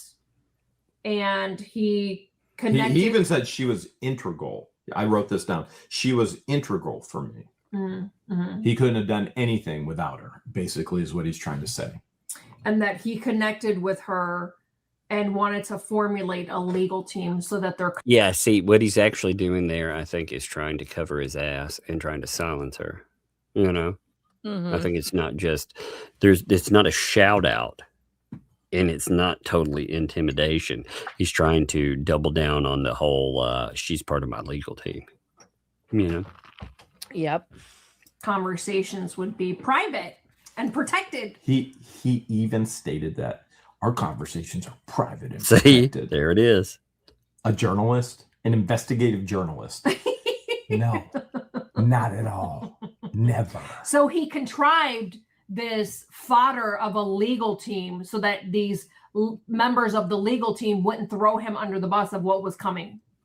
That's what I'm seeing here, so that their conversations were protected. Well, guess what, Deucey? No, conversations are not protected, especially when you're not legal counsel for them. It doesn't work that way. So then he talked about how they had conversations and it was protected, and he was trying to find lawyers for them in Florida, and his relationship between Shara was to get documents and emails. And Justin even asked, he goes, so Shara Wolf had a much greater understanding of what was going on than you did. And Deuce says, oh yeah, she had 100% and I had 0%, which is interesting. That's interesting. Because Shara Wolf testified on our behalf that Lynette and Crook were trying to get somebody to unalive us. Deuce, inadvertently, he confirms to the court that Shara is a better witness in this case than he is. That is amazing. Oh boy. He says she has 100% knowledge. I had 0.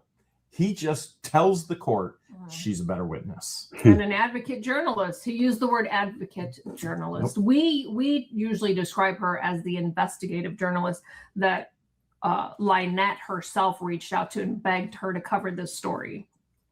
And that's what exactly she's doing. She's covering the story.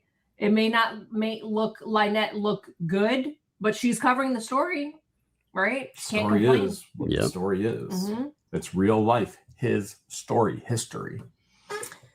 So then he talks about an exhibit of an email communication with Shara. And well, let's pause there for a second. Okay. Early on, Deuce told Shara, I want you to write this email, a synopsis of what has happened in Otter Creek so I can use it to go out and find lawyers for Lynette and Crook, which, by the way, that in itself, first of all, he ambulance chased. You understand what that means? He went after them. No lawyer is allowed to go after a potential client. A client has to directly come after a lawyer. So he's illegal, 100% illegal. And he admits that further on in the cross-examination, which we'll get there. And then he tries to use Shara in a synopsis to actually get other lawyers.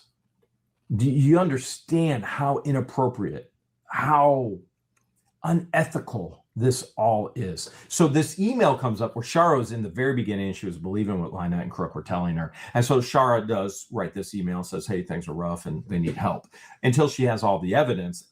And then she's in court and she goes, whoa, that is not what they told me. This is the reality. Jeremy Hale. Oh, wait a minute. Stop. Their lives are in danger. Yeah. I just realized something. Well, what? That's why he wanted Shara to send the emails to the lawyers. So it wasn't him. So he's not it wasn't soliciting him. lawyers. Yeah. Yep. That makes sense. You know, that way he can. It's so crazy though, because it's still him. You know, he's skirting that legal line. Then, you know, wanting to go out and it's so crazy. I thought the Shara thing too. You know, she talked about how these people, you know, they threaten her. I get the feeling from Shara that she's probably a soft-spoken kind of person. You've heard her before there. So somebody yelling at her and stuff, Yeah. that probably does, you know, a lot of, you know, some people, they're not built for that, you know. No, she They're is a built, very soft-spoken person. She's yeah, very sweet. yeah. She It strikes makes me me, it as actually that. makes me really mad to think about someone yelling at her, Mhm. because she's so kind. I can't imagine it. Okay, look, in all the stupid stuff that like you and I have ever done, like again, in killing chats or everything, I don't think I've never yet. I've laughed about it. I'm like, oh my god, that's stupid. But I've never once even thought to yell at somebody for it. You know what I mean? Like to yell at you. I can't imagine disrespecting a person that way. You know, and he's talking about her like, And I've killed your stream. yeah, that's exactly it. You murdered streams before, Like you know? multiple times. You're like, I'm dropping bodies here. Yeah. And I'm like, all right, well, that happens, I guess. It's funny. Like, I really wish, like, you guys could hear, like, Megan when that happened. And she's like, "Oh my god!"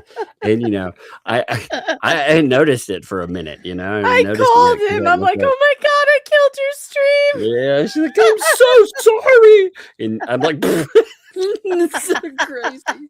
I'm like, "You're talking to yourself." Yeah, I'm like, I didn't even notice yet. Oh, it's amazing though. But you know, it shows these people.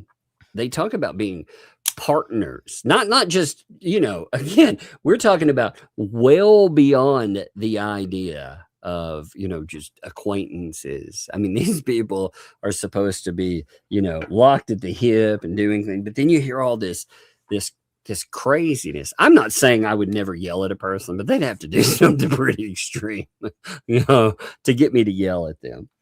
Would I snark at them? Maybe, but yell at them, you have to, like I said, you really have to hit me very wrong, and that wouldn't be a normal thing. The way Shara made it sound, you know, just like all these people, they wanted to use her as a freaking footstool. Yeah, and they scream all the time. That's like, these people are so similar. Yep, likeness attracts. It's kind of crazy, man. Kind of crazy from these people. Okay, now go on, so we're all on the same page. Yeah. Well, to this day, Shara's appalled that she ever believed them ever. Yeah. So as time went on of her covering the story, she recognized the inconsistencies with the story, the lies, and how they were. But Shara, hey Shara, if you hear this, look, it isn't the fact that you buy into something. You know, we all have a learning lesson in there. That's the whole thing where we talk about false accusations and stuff. Everyone has to have that moment, that epiphany where you're like, holy shit, you know, people lie. I mean, they lie about, you know, they lie about things that you wouldn't think a person would lie about. And when you run across that, it's how you rebound. It's not that you fell for it at first. It's what you do in the aftermath. Instead of doubling and tripling down, you came out and said, hey, this is wrong, you know, and if I have to eat crap for it for a minute, you know, because when Shara started talking about that at first, everybody was like, I don't trust this. And she just kept talking about the dress. It didn't sway her in any way. She was like, all right, well, I'm just going to talk about it. I'll be damned. And she proved that, you know, she had looked at this stuff, and man, she started showing all the stuff that she had seen through that too. So I don't know, props to her. That's the whole thing in that. What I mean is props to you, Shara, for that. Refusing to show any evidence of what they were claiming. And so Justin brings up, he goes, Shara, when Shara testified, are you aware that an exhibit of an email between the two of you were brought up, and Deuce said he was aware of Shara testifying to the email. Now, hold a second. I have a massive question here. Deuce was not in the courtroom.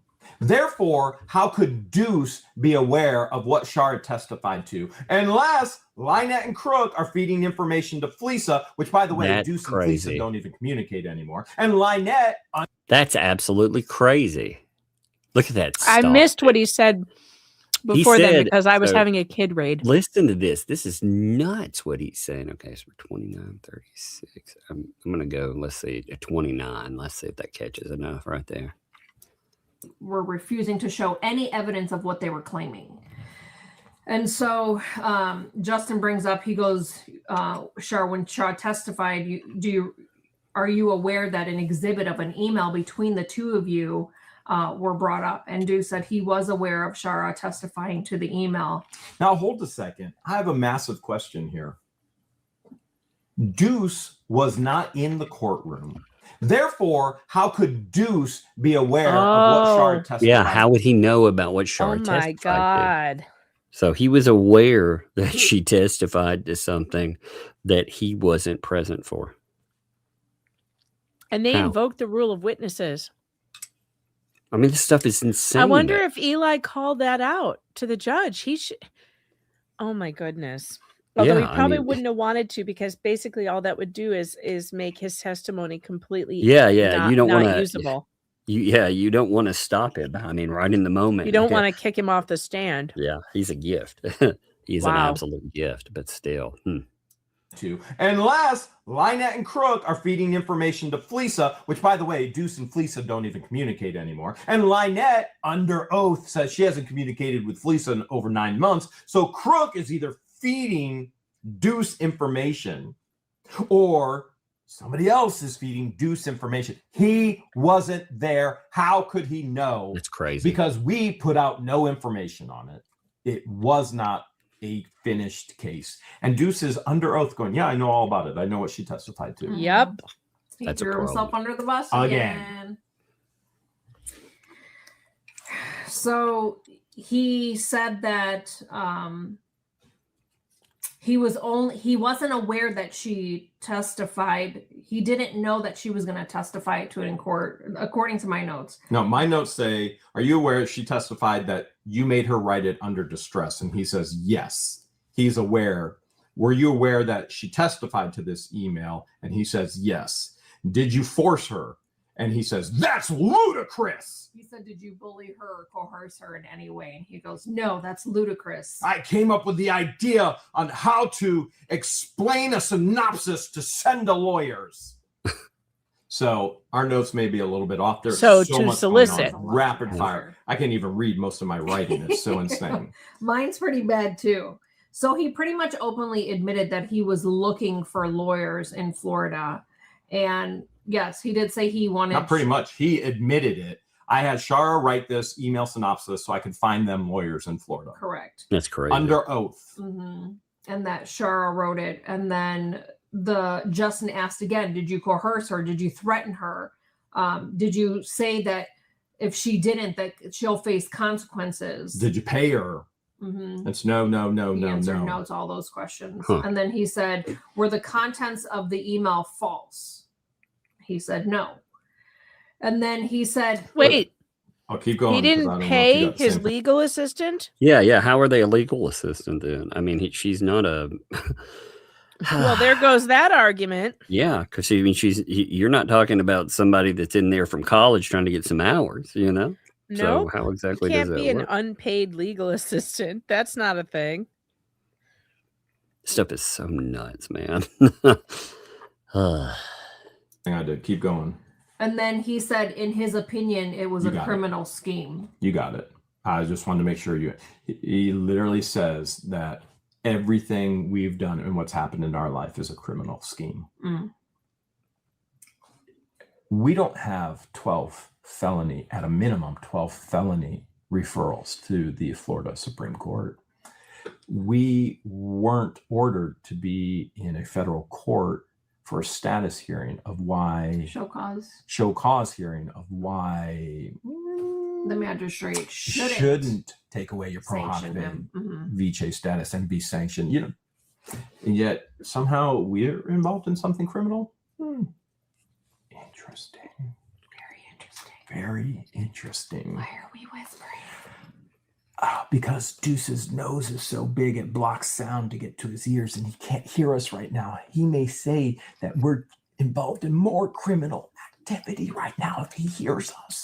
Oh, okay. Okay. All right. So then he goes on to say that he's never met Shara in the flesh. And Justin asked, were there any inaccuracies in the email? He said, no, the email was accurate.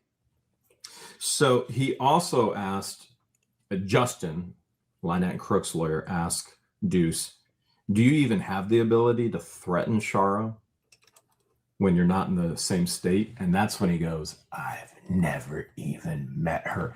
Listen, you can threaten somebody from another state. Yeah. We have copies of threats after threats after threats after threats in Fleeca's own live chat streams. I've got emails threatening me from proving him. Indeed. I mean, to say in this setup, by the way, this online world, that you can't have a threat online is absurd. Yep. Especially considering he's alleging cyberbullying. Yeah, isn't that amazing? And You know? cyber harassment. Oh my God, these people amaze me some days. Damage of what the what the hell's ecosystem has done under Deuce's and Fleeca's control, manipulation. You don't have to be in the same state to threaten somebody. That's why it's called cyber harassment, cyberbullying. Yeah, cyber I just threats. said that. Which is what our civil protection orders cover. Everything in the same state, everything online, third party, giving videos of our comings and goings to Fleeca. It covers it all. So then at this point, was there any, my notes end here. Yeah. Do you have anything else? So Justin says no further questions. And then Eli gets to come up for cross-examination. And this is when it gets good. Oh, man. Eli is on fire. So then. Now, I do want to clarify before George gets into this. You take this one as well. Okay. The judge yells at Deuce many times, multiple times, to stop. You know how this works. You're an attorney. Answer the question. This is not your opportunity to ask questions of the lawyer. This is not your cross-examination. You are being cross-examined. Stop. Multiple times. Deuce was completely and totally out of control. Yeah. And this will all be in the court record. And the transcripts are coming. Actually, Eli is ordering the transcripts tomorrow. We're using those in all different court cases. Gosh, I want to see that transcript. Cross-examination with Eli. So Eli does get up to do cross-examinations, too. introduces himself, and tells Deuce that he's going to ask him some questions. And he said, you testified that you were aware of this case by searching YouTube, correct? His answer is on YouTube. Yes. Oh, no. Ambulance change. Boom. This entire time, Lynette is again drawing and doodling on screen on Zoom. Yes. His answer is literally on YouTube. Yes. He goes, so you discovered this case on YouTube, and then is it true that you made contact with Miss Preston? She didn't reach out to you, correct? Oh my God, And he Deuce was answered like, that. No. He said she did not reach out to me. Oh my God, that's I can't crazy. believe he didn't plead the fifth. He should have refused to answer that question on the basis that it could incriminate him. I mean, What kind of a lawyer doesn't plead the fifth on a question like that? But why? Again, this goes back to what I was asking. Why go there in the first place and potentially hamstring yourself with this kind of stuff? Yeah, why did he volunteer to go testify and be cross-examined by Jeremy's lawyer? I mean, again, if they feel so, what this tells me is they don't feel good with the two police officers that testified. If they felt that got everything and it was in the bag, then that would have been, it'd have been enough. It'd have been, they wouldn't have put Lynette, they wouldn't have put John Cook. For one thing, I would never put them on the stand ever. Never. I mean, there's Sean no Martin world. had the right idea with them. Yep. Nope, Your Honor, we have nothing to say. We have nothing more to add. There's no world in which I can imagine that I would put them on the stand. But on There's top no of world that, in which I can imagine that they can make their case any better. no, Anything I they mean, say are, makes it worse. yes, everything they have done. Oh my God. See, I mean, he made that clear. I mean, he did. I would He order made it- them to sit there and look as destitute as they could. Mhm. Yep. Look as poor and like no jewelry to court.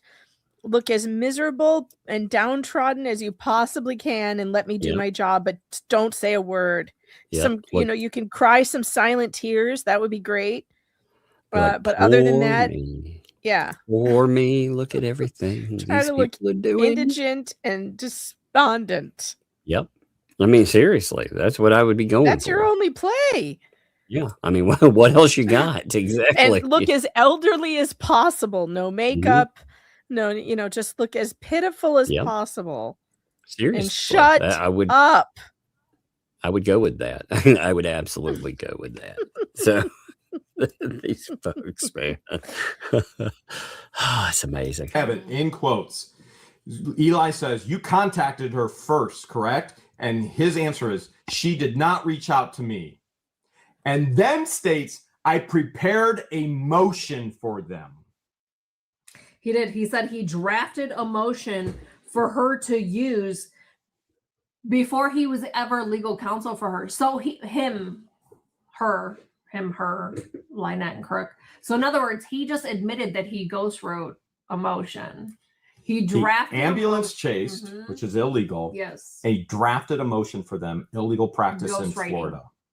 Well, Of course, that's not Eli's going to next go over question well is, in his So do you investigation illegally in Florida. practice law in Florida? No, And he goes, actually, I think no. that's very bad.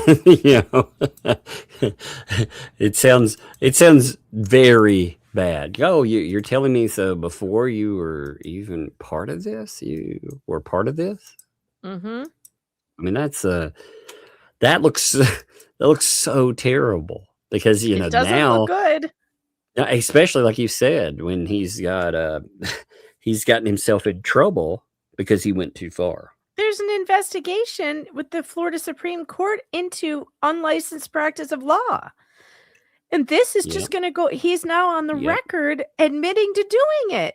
What kind of lawyer doesn't plead the fifth? And he would have every right to do it because he could say this is currently under investigation. On the advice of my attorney, I cannot answer that question. I mean, but he answered it. What is his defense going to be? I think solicitation is fine, and I think that practicing law without a license is fine. What? I mean, because he's not saying he didn't do it. He's saying he did do it. Yeah, he's testifying against himself. That's the amazing. I can't believe when you listen to what they're talking about, this stuff will, not should, might, it will come up in a freaking case. God, that's amazing. Like there's nothing positive that Bruce could do for himself by popping up here. No, it was a simple 12-point B. It was a simple 12B motion. I'm not going down this road. So no. It was a simple 12B motion. I'm not going down this road. No. I didn't illegally practice law in Florida. Mhm. I wrote a Yeah. 12B motion. And then he tried to justify it by saying that it was something he wrote 2 years ago. He admitted to ghostwriting something 2 years ago without having a license in the state of Florida, drafting this motion for Lynette to use. I think there's a couple state bars that would love. Well, We'll just leave it right there. Yeah, Keep yeah. on. Keep it going. So Eli then then Eli questioned, he goes, well, eventually you became pro hoc vice. And he said yes. And he goes, and then you withdrew from that case. Deuce's own words. Now remember, in federal court, he claimed that Lynette and Crook fired him, which Discharged let me be very clear. Crook is not a part of this. That's right. Crook just wrote a motion in federal He court said he was not too long fired. ago saying my former Yeah. attorney. Yeah. So Crook what's he doing as part of it? Ever.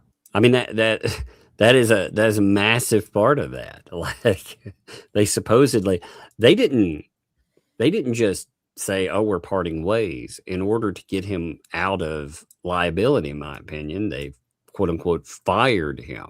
That's a big difference, right? It is. Also, this next thing he's saying, where John said he was his lawyer, and Bruce was never John's lawyer. Isn't that interesting? That is. I mean, we've never actually seen any screenshots affirming that in any. We've suspected that he has been writing John's motions. Yeah, but I mean, if he's writing motions for somebody that he has nothing, what? When he loses a case, this is what I don't understand. If John loses, where does Bruce think that puts him? I mean, I don't get it, because that could go, it doesn't go well. Let's just say it that way. There is no world in which that goes well. Yeah, but see, Bruce sees himself as way far above John and Lynette, and he's using them. He's been using them from the beginning, and he doesn't see them as people. He sees them as a means to something that he wants. And so he's not thinking ahead to the consequences of, oh, I'm going to anger this guy who literally was trying to put a hit out on Jeremy Hales, or told people he was, or has jail friends who might do some work on me. He's not thinking about that. He's thinking that he's much smarter than Lynette and John, and he can get out of whatever it is trouble he makes. That's what he's thinking. He doesn't believe that they can do anything to him, because according to him, they're scum. Well, look at the way he talked about Lynette with Shara. He doesn't like them at all. He has no love for Lynette and John. None. Zero. Zip. The only thing he wanted them for was he saw them as a payday. He saw that he could trump up this lawsuit and he thought Jeremy Hales was going to settle. He thought he would make a quick buck on Larry Foreman. He thought Foreman would settle. He thought Jeremy would settle, and he thought wrong. Yeah. He made a bet and he lost. So he never wanted to help those people. I don't believe that for a second, because he doesn't even like them. Look at the way he talks about them. It's so crazy to see all of this. It blows my mind some days. I really can't believe this is all real some days. I'm like, I'm still waiting years after the fact for Ashton Kutcher to pop out and be like, this is the longest punked episode ever. Been represented by counsel in federal court. The only counsel he's ever had is Justin here in Ohio court. And so, number one, Crook lied. Deuce never represented him. And number two, we have this whole aspect of Deuce stating that he was discharged. He was fired by Lynette. And here, under oath in court in Ohio, as Eli asked, you did practice for a time and you withdrew from the case. And Deuce's answer very simply was, I did. Well, with Crook saying that Deuce Here's was the button you were missing, that Jeremy. just proves that Deuce also ghost wrote those motions. There's motions that Crook submitted himself, whether it was him that wrote it or Lynette that wrote it. He signed off on it, and you compare it to what Deuce ghost wrote, you can clearly tell who wrote what. And so he goes on to drill him into questions about, well, isn't it true that you didn't show up for the probable cause hearing and you didn't show up in person to discuss your conduct? This is Deuce at this point. And he starts going down every which road. And the judge says, hold on. You are a lawyer. You know how this works. Answer the question. He's completely and totally reprimanded. Very appropriately so. Yes. And Lynette was very reprimanded as well. And very appropriately so. And so Eli was asking him straightforward yes, no questions. And he's backpedaling and giving nasty responses. At this point, he's getting hostile. And so that's when the judge was talking directly to Deuce. And to confirm, my notes say, she says, you are a lawyer. You know how this works. She put him in his place. She did. Big time. She did. Big time. She don't play games. She does not play games. And she does not like what has happened to us. She also does not appreciate that there's talking over one another, because then it makes it difficult for the court reporter to type it out and put it on the record. And so there's been times where judges I'm not like that. and I stopped, like during All cross-examination.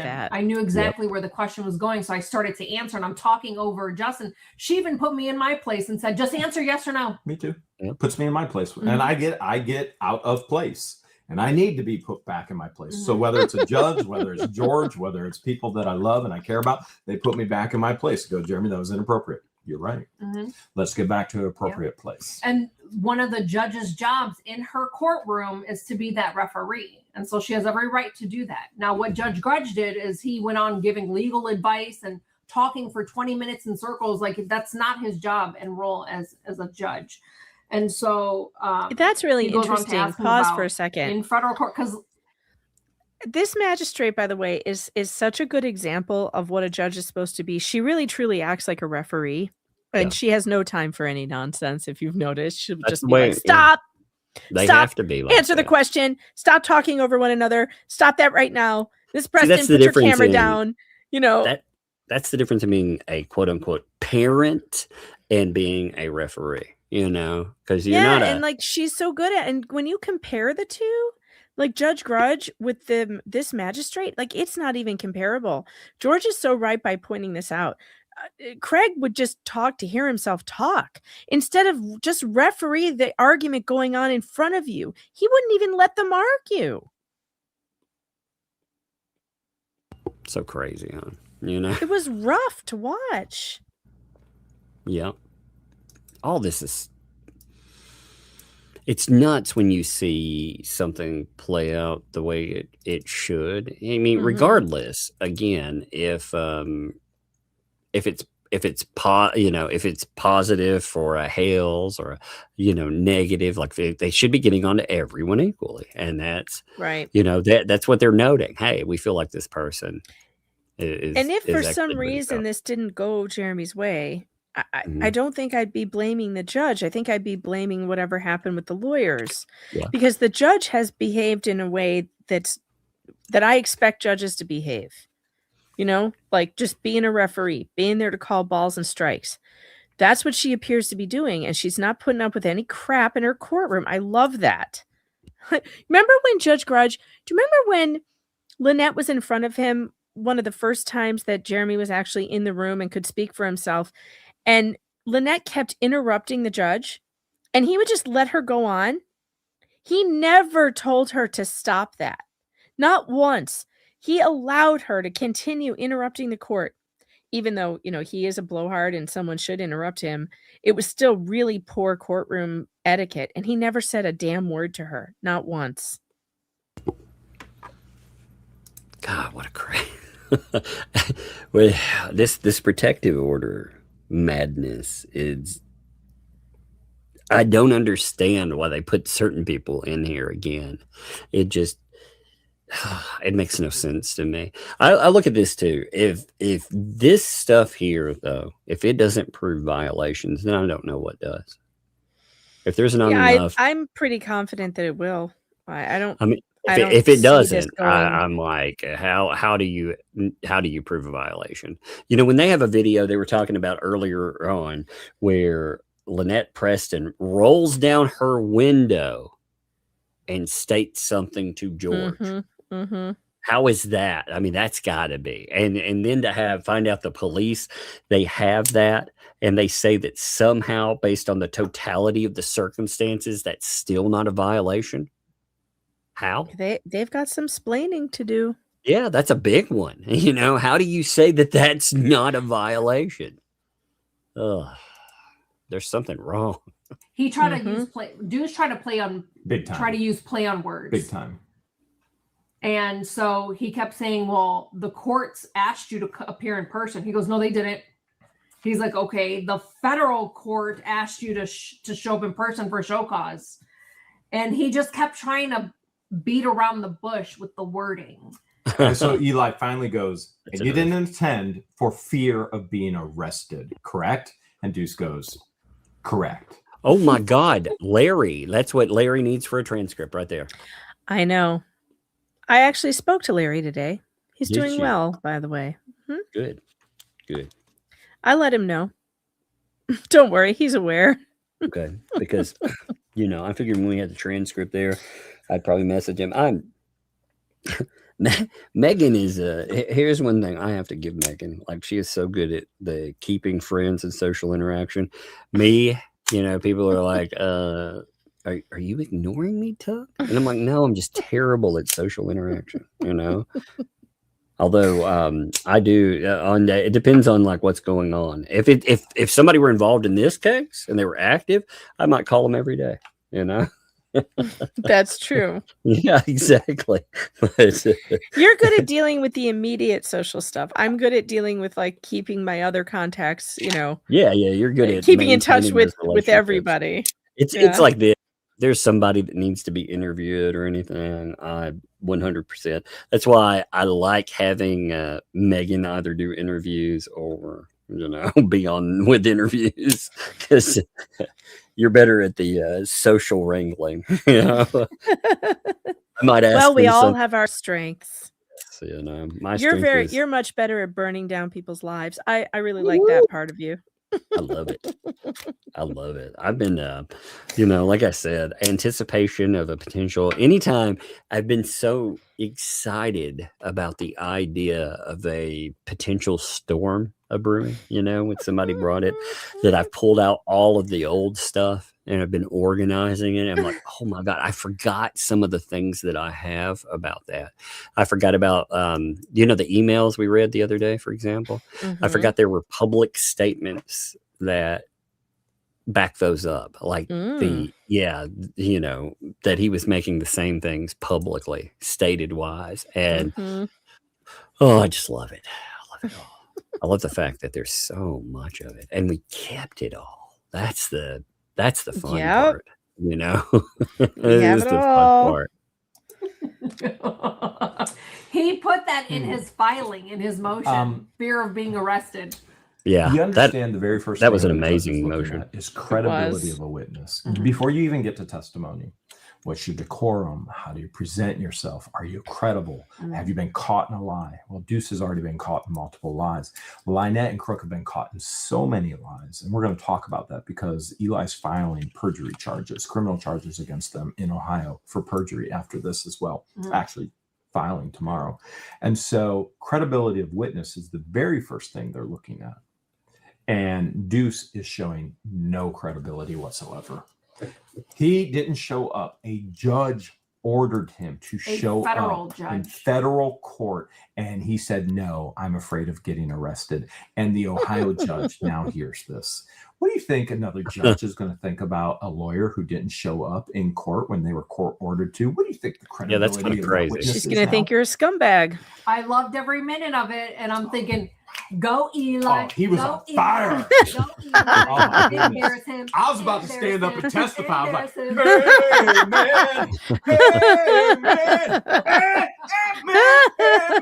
hey, man, sing with me, George. Make a fool out of him. Yeah, oh my goodness. It was just go Eli. It's your birthday. The words made him look. And I stopped taking notes, and I'm like, I did the Home Alone expression, like, like, what is he doing? What is he doing? The judge. Remember, when we first met this judge, Eli told us she never, ever shows what she's thinking. This judge in all of these cases has shown what she's thinking. When Levy County Sheriff got up on the stand, her jaw dropped with what they were saying. I bet. Their own lawyer. And when Deuce gets up there, you see it in her face, like, Deuce is up there. Oh my goodness. I mean, right away you could just tell that he's scum. He's a scummy lawyer. He already admitted to ambulance chasing. He admitted to ghostwriting. Now he's. Hey, I forgot to mention something just real quick. Tomorrow at 1, I'm going on Rosalind Duke's channel. So I forgot to mention that. Yeah, it was terrible of me to man. Well, you know what? I told Rosalind a long time ago. Yes, I will come on for sure. And then, like I do most things, I forgot. Well, no, I'm glad you're going. Yeah, but she hit me up and she was like, "Hey, are you going to come on, or is it going to be later?" I was like, "Oh shit, I forgot," But I was like, "Yeah," because Rosalind's a fun one to interact with. Oh, for sure, you'll like that. She does a good interview. It'll be fun. Oh yeah, yeah. I really like that segment that she does. Tell me everything. It's a really good one, and she does a good interview. I really enjoyed doing it with her. It was fun. Yeah, I've liked it. I like watching all of her stuff that goes on which covers there. Somebody wrote me, by the way, and said that they have a mug maker, and that mug that got broken, if you are so inclined and you would like a mug of that, a grounds mug. Yeah, if you would like one, to send them a picture and they would try to make it, again. Oh, that's fun. Yeah, so you'd have one. Yeah, we could have at least one. They could, what would really help it? You could send it here and I'll wrap it in. Don't you dare. Don't send anything to Tug. He will not give it to me. It'll get there one day. Trust me. No, it won't. Sure. Trust me. Refusing to show up in front of a judge in federal court when he is the one who signed up to be pro hoc vice to represent Lynette. Deucey, you didn't think we were ready for you in court to put this on the record for future litigation? Bruce. We're more ready than you could ever imagine. Bruce. Yeah, we don't forget the criminal schemes that he's setting up. Oh, you mean the criminal schemes that he said that we're involved in? Oh, okay. The criminal schemes he's involved in. Okay. And so Justin at this point objects. And I'm like, no, don't object, because he objects to relevance. But yeah, we are loving it. Please don't object. Let him go. Let him keep going. Talk. Let him flap his gums and talk. Please. And so Eli brings to the judge, well, I'm trying to address his credibility. And the judge says, I will allow it. She said, I will allow limited questions about this. And so they were like, praise and the the judge Lord. Then looks at Deuce in the Zoom and says, answer the question. Oh boy. And so Eli pretty much drops the mic and pretty much proves to the courtroom that Deuce has zero credibility. None. Zero. And he goes, Your Honor, that's all the questions that I have. And then Deuce is like, that's it? Wait, I got more. I'm done with this guy. So many more. Where are you at? I have to where he pull a Vinny Gambino. No. I got no more use for this guy. He brings up to the judge that he wanted to address Deuce's credibility. So then Deuce talks out of pocket and he goes, that's it? You want to prove my credibility of fear of being arrested? Oh, and he starts screaming and yelling. And the judge stops him. She's like, you're not the one to ask the questions. Yes. And then the questioning keeps going on. Eli still is asking questions, which you do have, right? Yes. Okay. Yeah. So the next question I have is you were messaging Shara, and he goes, those were private. Yeah. Shara's communications. All right, so we're at the same point. So it's all private communication, huh? Okay. So then he said, sure. Because he's trying to use play on words to make it sound like it was private. But guess what? Facebook Messenger and Facebook, it's a third-party platform. There's nothing private about Facebook. That's true.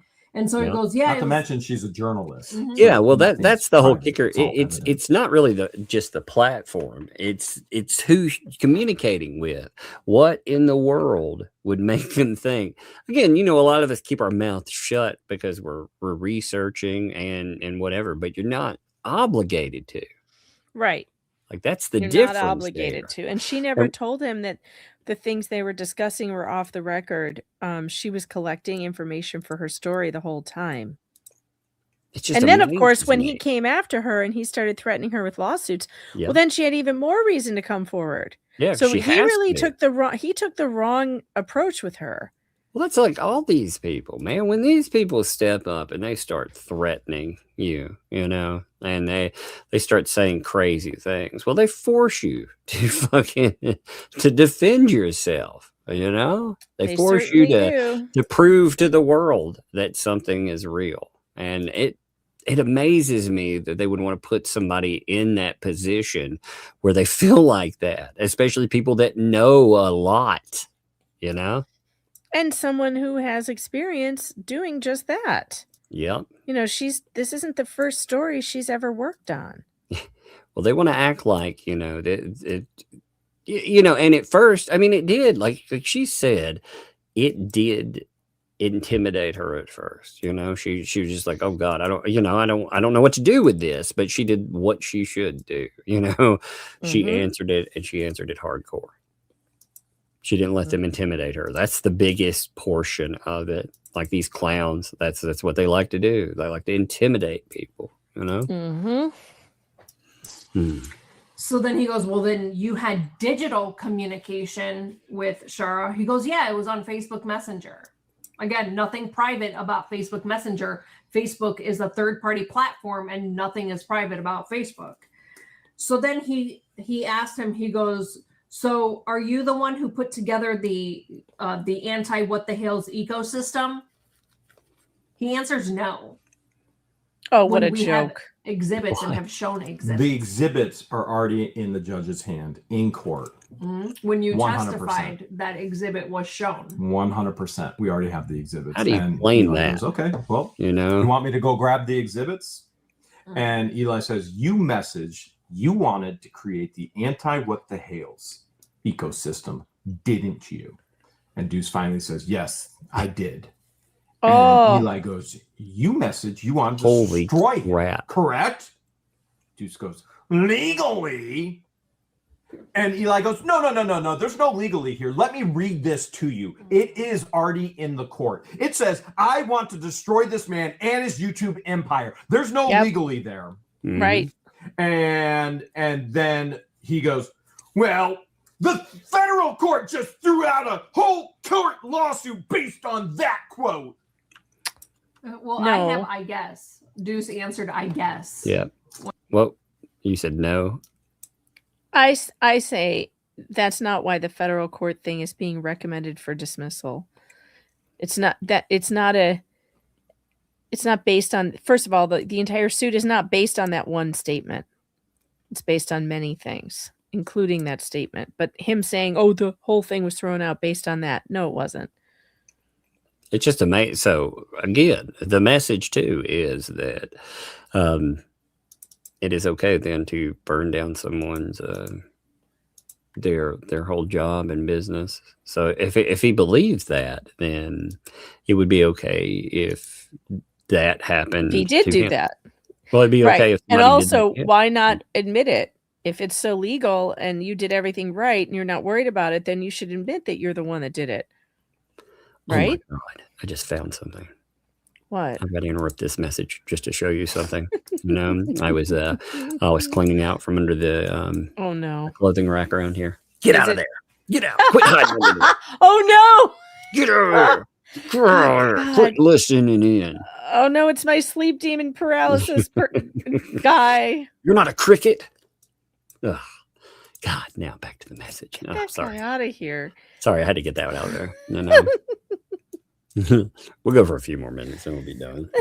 I know there's a lot more, but this is good stuff. I'm like, man, I want to hear it all. I know, it's so good. Oh, well, it's just amazing because I can't for the life of me figure out why Bruce put himself in this situation.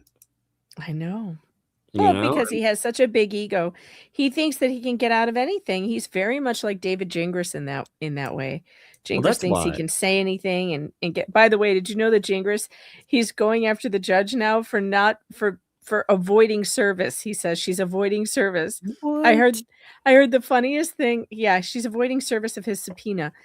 I heard the funniest. Somebody on Twitter goes, David Gingras is now furiously typing up motion to compel Judge Mata to sit on the courthouse steps waiting for his process server. These two are so similar. It is so crazy. But they do have such an inflated sense of ego that they think they can do and get away with anything. And I think that's why he showed up to do it. He thinks he's invincible. It's amazing to me, just to be honest, to see how this, just to see him show up at something where, he's talking about how he had a case dismissed. Okay. So you can't just take the win then if you feel it's a win.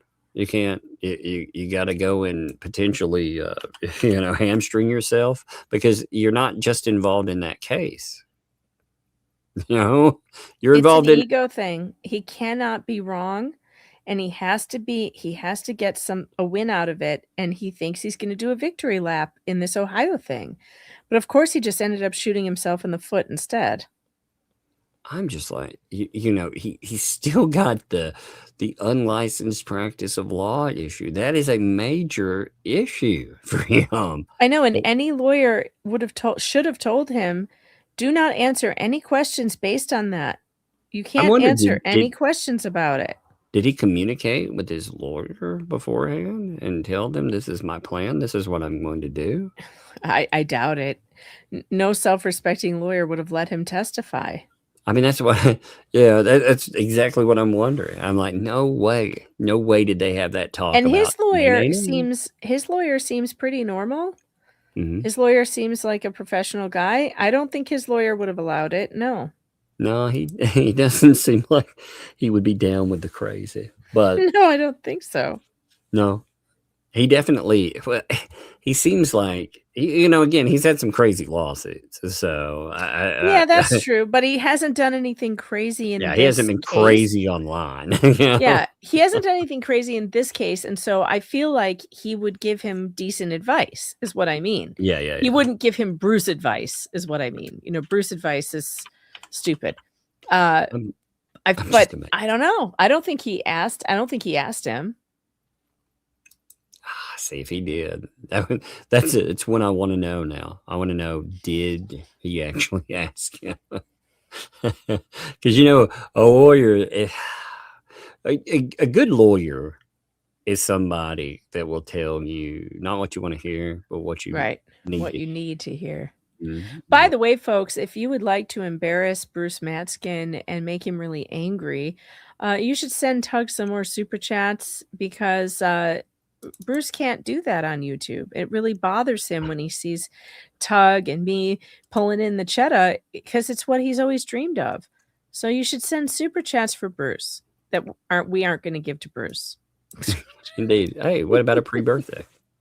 Well, we can celebrate Bruce's birthday. Yeah, and then 2 days later, we'll celebrate his nose's birthday. And also, if you want to send super chats for Tammy's birthday, we're still celebrating Tammy's birthday. That's still happening. Oh, they were so butthurt about that. Oh, I know.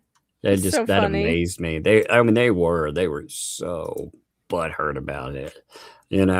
We're still accepting super chats for Tammy's birthday. They're like, oh, you're not getting any of the money. It was just amazing. They brought that up. So again, that's the funniest thing. They were like, oh, can you do that? Well, yeah, you understand that you're not getting any of the money. You said that. So, there is nothing in some, promise of you getting anything from it. It's very clearly noted. Sorry about your luck, When he asked him. Well, that's when we get to it because Eli goes, you would agree with me that you you reached out to YouTube. You would agree with me. You wrote this. And he finally goes, yes, I guess. And then it was YouTube. And then it was whatnot. And then it was, and we could go on. You can keep going on. So then, so he admits all of the. So I guess. What do you mean? I guess your name is on the email, you pud. I guess. Like you can't even be you can't even be. What a coward! You can't even be man enough to say, "Yeah, I sent it." But it's just amazing. Like you know, you have all these admissions where these people they can't again take wins. You know, if they have something that they're strengthening arguments against themselves, and since they've already done it, cool. You know, now is a good time to mention it. Before though, it was funny. We did mention, if there was a wish list of witnesses, this person and this person, and some of them showed up. You know, that's the one thing I have to give the Fats, that at least they didn't show up.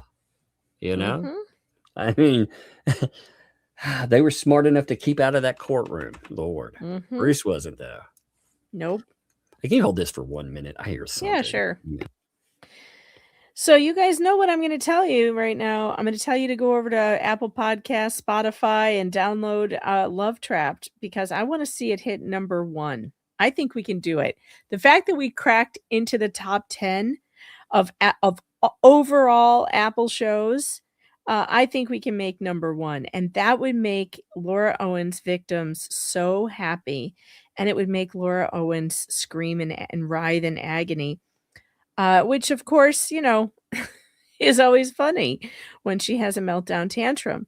So make sure that you go and you download Love Trapped, because I believe I'm coming up soon, like in episode 5, maybe 6. We're on episode 3 right now. 4 will be dropping on Thursday. It drops every Thursday. There is a bonus episode up right now of some more of Laura Owens' crazy emails to Clayton Eckert. And oh my goodness, if you have not listened to this, you guys, it's great. It's great listening in the car when you're doing your chores, and you can get it on iHeartRadio or Spotify or Apple Podcasts, and it's free. It's completely free. And I know you're going to love it. And if it'll catch you up on the Laura Owens case in a way that I could never do it. It's so organized and so succinct.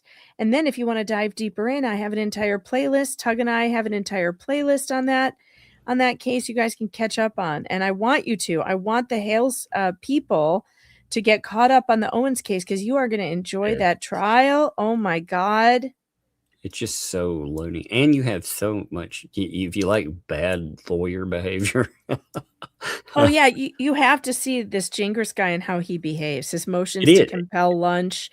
God, it's so funny. You have to take like, who's the worst lawyer, you know? And when you get into it, you're like, it's hard to tell. I think David is. I actually think Bruce is. Well, now David has the worst consequences for his client so far. Although Bruce could still get there. I think David has done more damage, you know, just to his clients. I mean, you're talking about jail. Prison, you know. Yeah. So I mean, and without him, I don't think she would be there. No, I think she would be, you know, she would have had to give up something. She would have tried to fight and do all this crazy stuff, but she would have ran into a wall. She found this guy here, and this guy has convinced her that they can do anything, you know, and that's, God, what an idiot. Whoa, what an idiot. I love it, though. I love the fact that they're dumb enough to. I do think, though, he's less dangerous to the YouTubers that he hates than Bruce is. I think Bruce is more dangerous. I think he's more of a dangerous individual that is unhinged. David just likes to talk a lot, but he doesn't ever follow through. Some of these fucking people try to whip up mobs, you know, like one of the things I learned online, and I learned early on, is that a lot of people are listening, you know, and a lot of people react, you know, and I'm careful about, you know, telling people, hey, you know, just listen to what we say. We don't need you to react to anything. If you react, if you, you feel your anger or something, you reacting physically would be a terrible thing. But some of these people, especially in the antis, they try to other, and then when something terrible goes, you see them getting involved, and it's just, they go to these places and they fuck around, and again, you're allowed to a degree to do that. The problem becomes for them, this third party thing with the protective order has especially been an issue. God, it's so and opening themselves up for the types of claims in litigation. Most if these were just speech based claims, then they would have easy one. But again, they've manufactured some insane allegations. They pretend right now. You notice how this really is like chapters in a book too, and you notice that they drop storylines that they don't really want to bring back up. You notice the Lips essay stuff. You notice that never comes up anymore. Well, you notice that they don't now. They're all focused on me and this Topher thing, but they never want to talk about how they had Topher on their show and encouraged him to call Jeremy Hales a PDF file. Yeah, they paneled him. So if we're talking about a child, then why are you having a child on your panels? Why are you letting him be a part of your show and then not stopping him from doing something, saying something so stupid and dangerous as calling someone a PDF file, which is per se defamation? Why are you telling him anything about this if it's at a level that he can't understand? Because they're saying, they say he can't understand things, but then they bring him into this very complicated legal situation with a person who has no problem suing anybody. Yeah. And yet then they want to say, I am the one who brought him into this. Yeah. No, sir. I did not. They did. That's just deflection. That's the thing. How did we ever hear that name? We heard that name because that person pops up on a panel. Now, again, we may have heard his name before that, like in passing or something. But I don't know if I never paid attention or what. But I didn't until he was part of the show. Yeah, until he popped up. I thought it was just another panel person. I didn't realize like his connection to any of these people. None of that. And then, God, then you find out this. They weaponize and more, and they were, the whole narrative was, you can't sue him, he's a child. Okay, well, the question became, why did you bring a child into this then? Yeah, or someone you consider to be childlike? Why would you have subjected him to this evil bad guy you say is out there hurting people? Why would you put him in harm's way then? Why would you do that? Well, the liability component.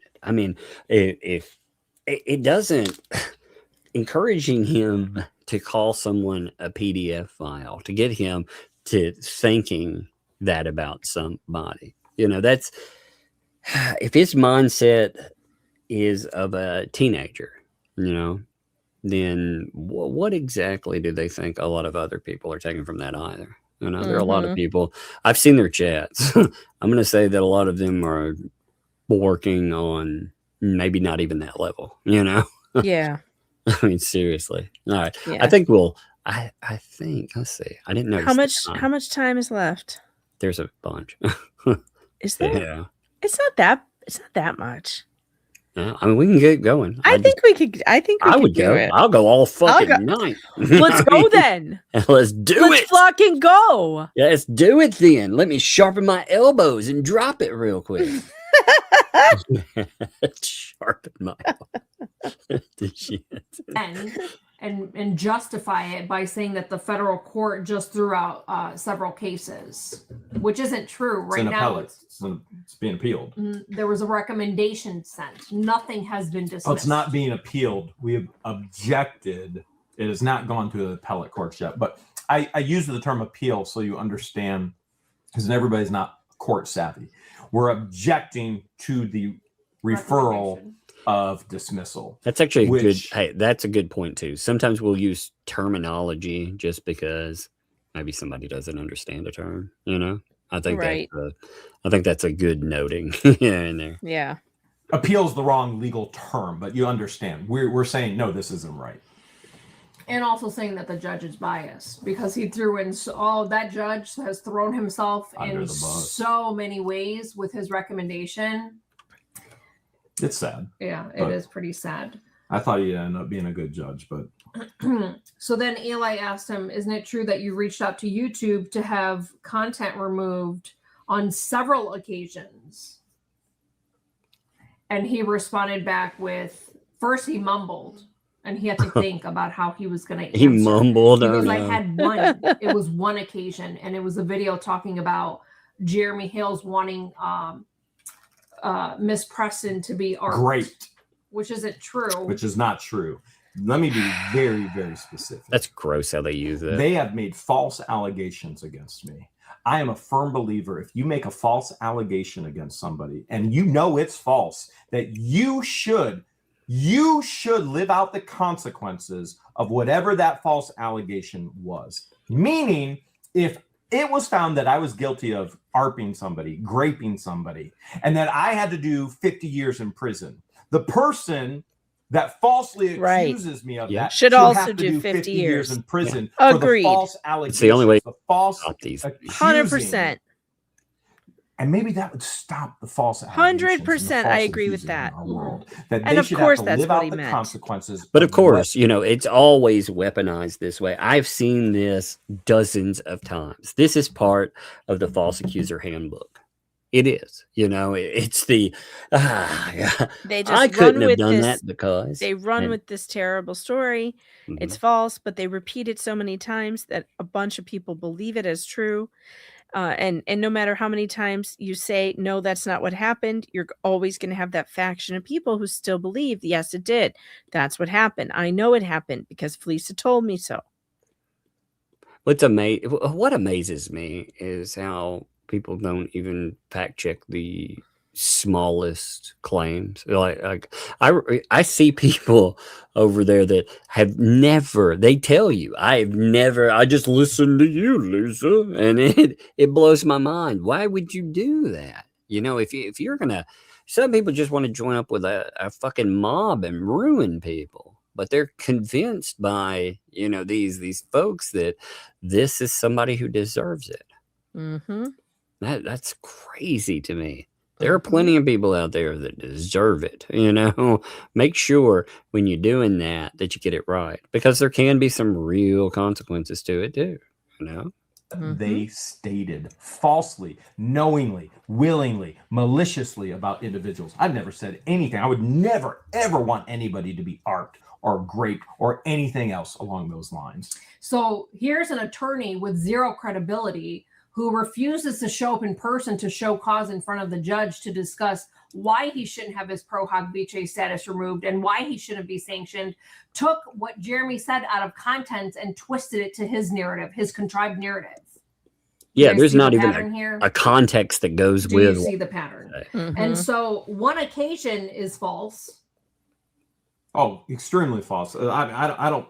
Well, we're not gonna talk about all the business damage that Deuce and his husband, Tamara, have done to our business. But we're not going to get into that. But it's completely and totally false, and we have all of the evidence to prove that it's false, and that'll be in yet again another lawsuit. So then Eli asks him, "Isn't it true that you reached out to Whatnot to try and pull their business contract?" And he's saying no, that it was their attorney who emailed Whatnot, and he was CC'd on the email. Whose attorney? Email that He's saying that wrote to Randy Whatnot did it. Representatives, which then was sent. He's saying that the narrative is Randy. He did. Randy did send an email, and then Bruce replied all and defamed Jeremy Hales to Whatnot. He's trying to pretend that, so he kept him in the loop God. because, you know, for the sake of clarity in a lawsuit, he CCs him on something. And the response to being CC'd on something is to go full bore after his business relationship there. And, you know, from what we've seen with other emails, that wasn't just what happened. That wasn't the only thing. So to say that that was the only instance is a bunch of BS. We saw other emails. They added them. You know, it wasn't Hales that added them. They added them as their big, you know, what's funny is that was supposed to be his big gotcha. His big gotcha was exposing the fact that he had been communicating with these places. I mean, if you think back on that, that's wild, isn't it? Randy and Deuce is trying to say that Randy contacted whatnot. These all emails are all from Deuce, which let me be those very emails clear. there. We had the largest. There were a bunch of them. Whatnot contract that we had ever heard of. Okay, we know many people. So Whatnot came to us and said, if you will sell on our platform, we will give you this much money, which is not uncommon for people in our position as influencers. After all this communication, Whatnot said, we're pulling the contract. We're not going to do a contract. You can use our app, but there's no more money. That was a very significant sum of money, the largest contract that we have ever so there known it is. Everybody said, what damage? It is very, very significant. And they got it taken away. So he does admit to being CC'd on the email and just responding. But the response was so inappropriate, so unethical, that that's what prompted them to pull the contract. And there was even emails that were shared publicly online, and he bragged about it. Very much so. Let me brag a little bit as well. The reason why we can give away free gold and free money, and what's our largest giveaway we've done? We've given away $2,500. We've given away almost $3,000 in gold in our auctions. The reason why we could do that is because of the contracts, because we try and pass it on to you. And personally, even I'm going to state this as well. That money that Whatnot was paying me, none of it went in my pocket. I gave it all to my employees. My employees got it all in bonuses, all of it. Not one penny stayed with me. So Deuce didn't hurt me. Deuce hurt George. Deuce didn't hurt me. Deuce hurt Deanna. Deuce didn't hurt me. Deuce hurt Christian, Patience, Pepper, Salt. And the trickle down effect can keep on going. I wasn't using the money. I was giving the money to those that help and support me. Now it's gone. So then he talks about, didn't you participate in online forums calling Jeremy a psychopath? I didn't get the full content. Psychopath douchebag. And he said, yeah, he didn't deny that. He goes, it's accurate. Oh, that was his response. Wow. It's accurate. As an officer of the court, isn't that interesting? Who is he to determine whether someone's a psychopath? Like what medical background does he have in order to diagnose anyone, let alone you, the guy that he wants to destroy YouTube empire, a psychopath? Maybe he recognizes himself. Yeah, he might have personal knowledge. So then he asks him, he goes, isn't it true that you are associated with YouTube channels like Two Lees in a Pod?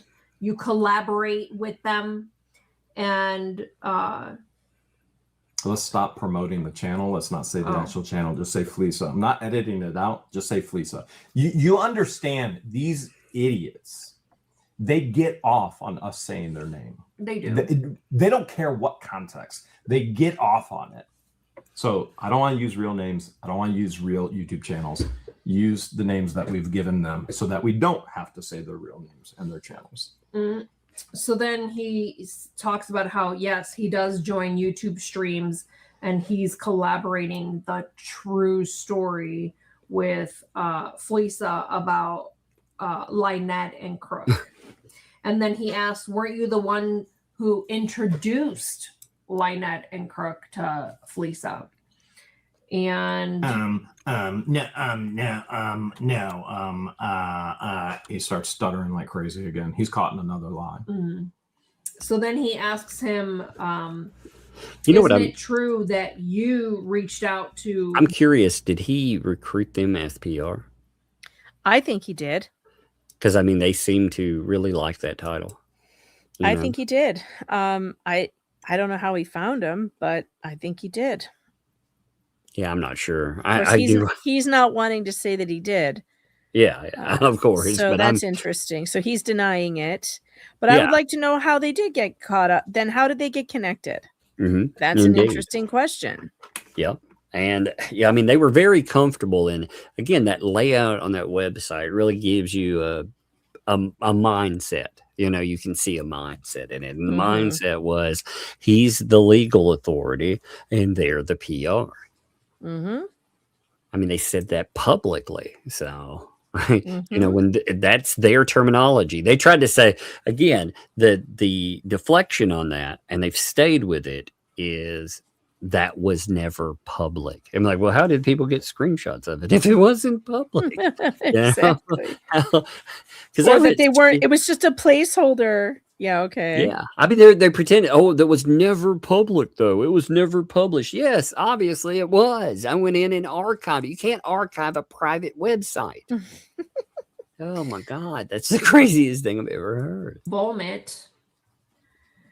And he goes on to bring up Megan Fox's name. He said he found him because she was on a panel with him. How would so he stalked my YouTube channel. Megan Fox, and I thought so he's admitting to stalking my YouTube channel back years in order to find vomit on my channel. He had to go back years. Think about how creepy that is. How much of my content did you sit up late at night watching, Bruce? I wonder how many times he's seen your yoga videos. I don't even want to think about it. Maybe I should take that video down. Now I'm getting grossed out. I'm thinking about Bruce sitting around late at night watching my YouTube he's like, yoga videos. He's like, hey, babe, can you put on these yoga pants and this Megan Fox mask? You're like, what the fuck? What in the what? Isn't it true? You're like, oh God, no, not that one. Oh my God. I mean, somebody should ask him under oath, how many times has he watched my yoga video? Yeah. I mean, he seems to really like it, you know? He talked about it a lot. He talks about it a lot. God, that would have just been like a one and done thing, you know? But nope. Not for him. Oh my God. Oh my Lord. It is strange though. He was a good journalist to connect with. Good journalist. At this point in time, I look up. Crook is finally on the screen, living in a tent. Now, it potentially could be. Did he zoom in from the tent with a cloth over top of it? But I honestly think he's still living in the tent. Now, word is he's in the shed, and Lynette and the child have gone into the camper, which is being repossessed. Literally, it's in the process right now. Oh, no. Again? Really? Oh, my God. Shut up. God, that would be insane to have happen yet again. Again? You know? I had wondered. So we've seen the finances, though, for real. So we've seen the finances on their vehicle that they use, and it takes, you know, when you consider gas and insurance, that's a third of what they all together have. You know, 1/3 of it is just that vehicle. So when you, you know, of course they have assistance for food and other things, so they have extra that goes into that. But I'm like, man, how do you afford anything with that? That thing is like a, you know, it's a weight around your neck. I mean, if that gets repossessed again. Well, if it does with all this money that's been out there too, you know, I mean, you know, and they're dropping thousands of dollars on not the home, you know, and again, after raising all that money, and if they do end up, gosh, on Zoom. Well, it's like a canopy that they have there. Canopy, tent canopy. A tent canopy. So then he says how canopy. He thought he was a good journalist to cover the story, and that he later found out that he's just profiting off of it. Is that what your notes say? He was good to connect with. Eli says, you publicly stated JH is a virtual mob, and Deuce says undoubtedly, and then says, okay, well, what about paint chips? Isn't it true that you connected Lynette and Crook with paint chips? And he goes, I think Volpe led paint chips to them. It wasn't me. And then it goes on. So you have actively participated in Fleeca's fundraising for Lynette and Crook, correct? No, that's too broad of a description. Oh, Eli really? then says, That's did interesting. you donate money to Lynette and Crook? Well, a small amount for the current council. You realize we already know that he gave money to the last fundraiser and said, I hope this new lawyer kicks there and you can honey buns, you know what Crook loves on me. And so we already know that. Lynette likes your honey bun. He likes his honey buns. The entire record. We have all the evidence. There's nothing we're going in there that we don't know. We're not asking questions. Eli is not asking questions he doesn't already have the knowledge of. You don't do that in court. A small amount for current council. Remember, there's $1,300 in a PayPal for them to get legal counsel in Ohio that Deuce established. Yeah. So when I want to back up a little bit, because when he asked Deuce, isn't it true that you actively participate on panels with Two Fleas? He goes, I wouldn't say participate. How many hours and live streams have you seen Deuce? How is that not 5 hours, 6 hours? Yeah. Multiple. How's that not participation? Now, my personal theory is the snow ran out. The money for the snow ran out, and therefore they don't go all night anymore. Now it's Yeah, you know, 2 hours, this is an 2.5 interesting hours, question. 3. Because they used to go for 5-6 hours at a time, 8. remember? They would go at first 8 hours. Holy Because shit. remember when they first popped up, they had not established themselves as the mouthpiece out there, and people were like, "Oh, you should check this out." And I'm like, "There's no way in hell I'm watching 8 hours of this garbage." But that would be a regular thing, 5 to 8 hours every night. Yeah. So, and they haven't done a stream like that in a really long time. So you gotta ask, was there a chemical help? Was there a snowfall? Was there a ski trip that they just ran out of money for? Did the ski trip get canceled? The question that they will not answer, and I think is a very legitimate answer, is how much money is actually left out of all of that money. You know, I think that's a very legitimate question. Bankruptcy court is going to answer that question. Yeah, I want to know. Don't you worry about it. You're going to get to know. I really want to know about that. Oh, tomorrow you're gonna have so much fun. I know. I bet that they are just losing their shit tonight. So they can't stay up all night anymore. That's my personal theory. That's my opinion. I'm sticking with it. It's going to be nothing but Megan Fox. The amount of hours. But he was on Fox there. is a monster, by the way. The night before federal court, he was on a 6+ hour live stream. It is in the court record. I call him out on it because he goes, how much time a day do you spend looking at Lynette's social media? I went, well, you just spent over 6 hours on Fleeca's live stream right now defaming me before we came into court here. And hey, you know what I have a problem with that stuff too? How much time do you spend? It's social media. You telling me I shouldn't watch it? I don't understand that argument. So, how can you say that I'm stalking a person on social media or I'm doing this or that when you mofos are doing all this stuff publicly? I'm just watching the shit show. Yeah, we're not supposed to watch? What? Yeah, I thought that's why you put it out there was so that people would watch. That's a very mixed message I'm receiving here. I'm very confused by that idea, you know? I too am confused, Tug. Yes, I mean, I thought people put stuff out on social media specifically so that other people would watch it. Yeah, so I mean, they're telling us don't watch. See, that's the thing I'm getting from all these people. Like don't watch, don't comment, don't do. Why? Because don't FOIA. Yeah, FOIA, but don't FOIA. Remember, you know, I look forward to the FOIAs. No, not that FOIA. Okay, you know, again, I didn't ask to FOIA. I was asked to FOIA. You know, that's a big weird difference. Huh. Not used to that. You know, not used to people asking you to FOIA things. But okay. Yeah, me Nowhere either. near. We're talking mere minutes a day versus you spending hours all night. It's on the court record. So Deuce lies and says that he wouldn't say that he participates, even though he spends hours on their panel. So he perjured himself. He perjured himself, and he's trying to be slick. There's criminal perjury charges coming. They're being filed tomorrow, per what Eli told us when we left. He's trying to be slick by using play on words. Did you see what the anti said about that? That's not going to work.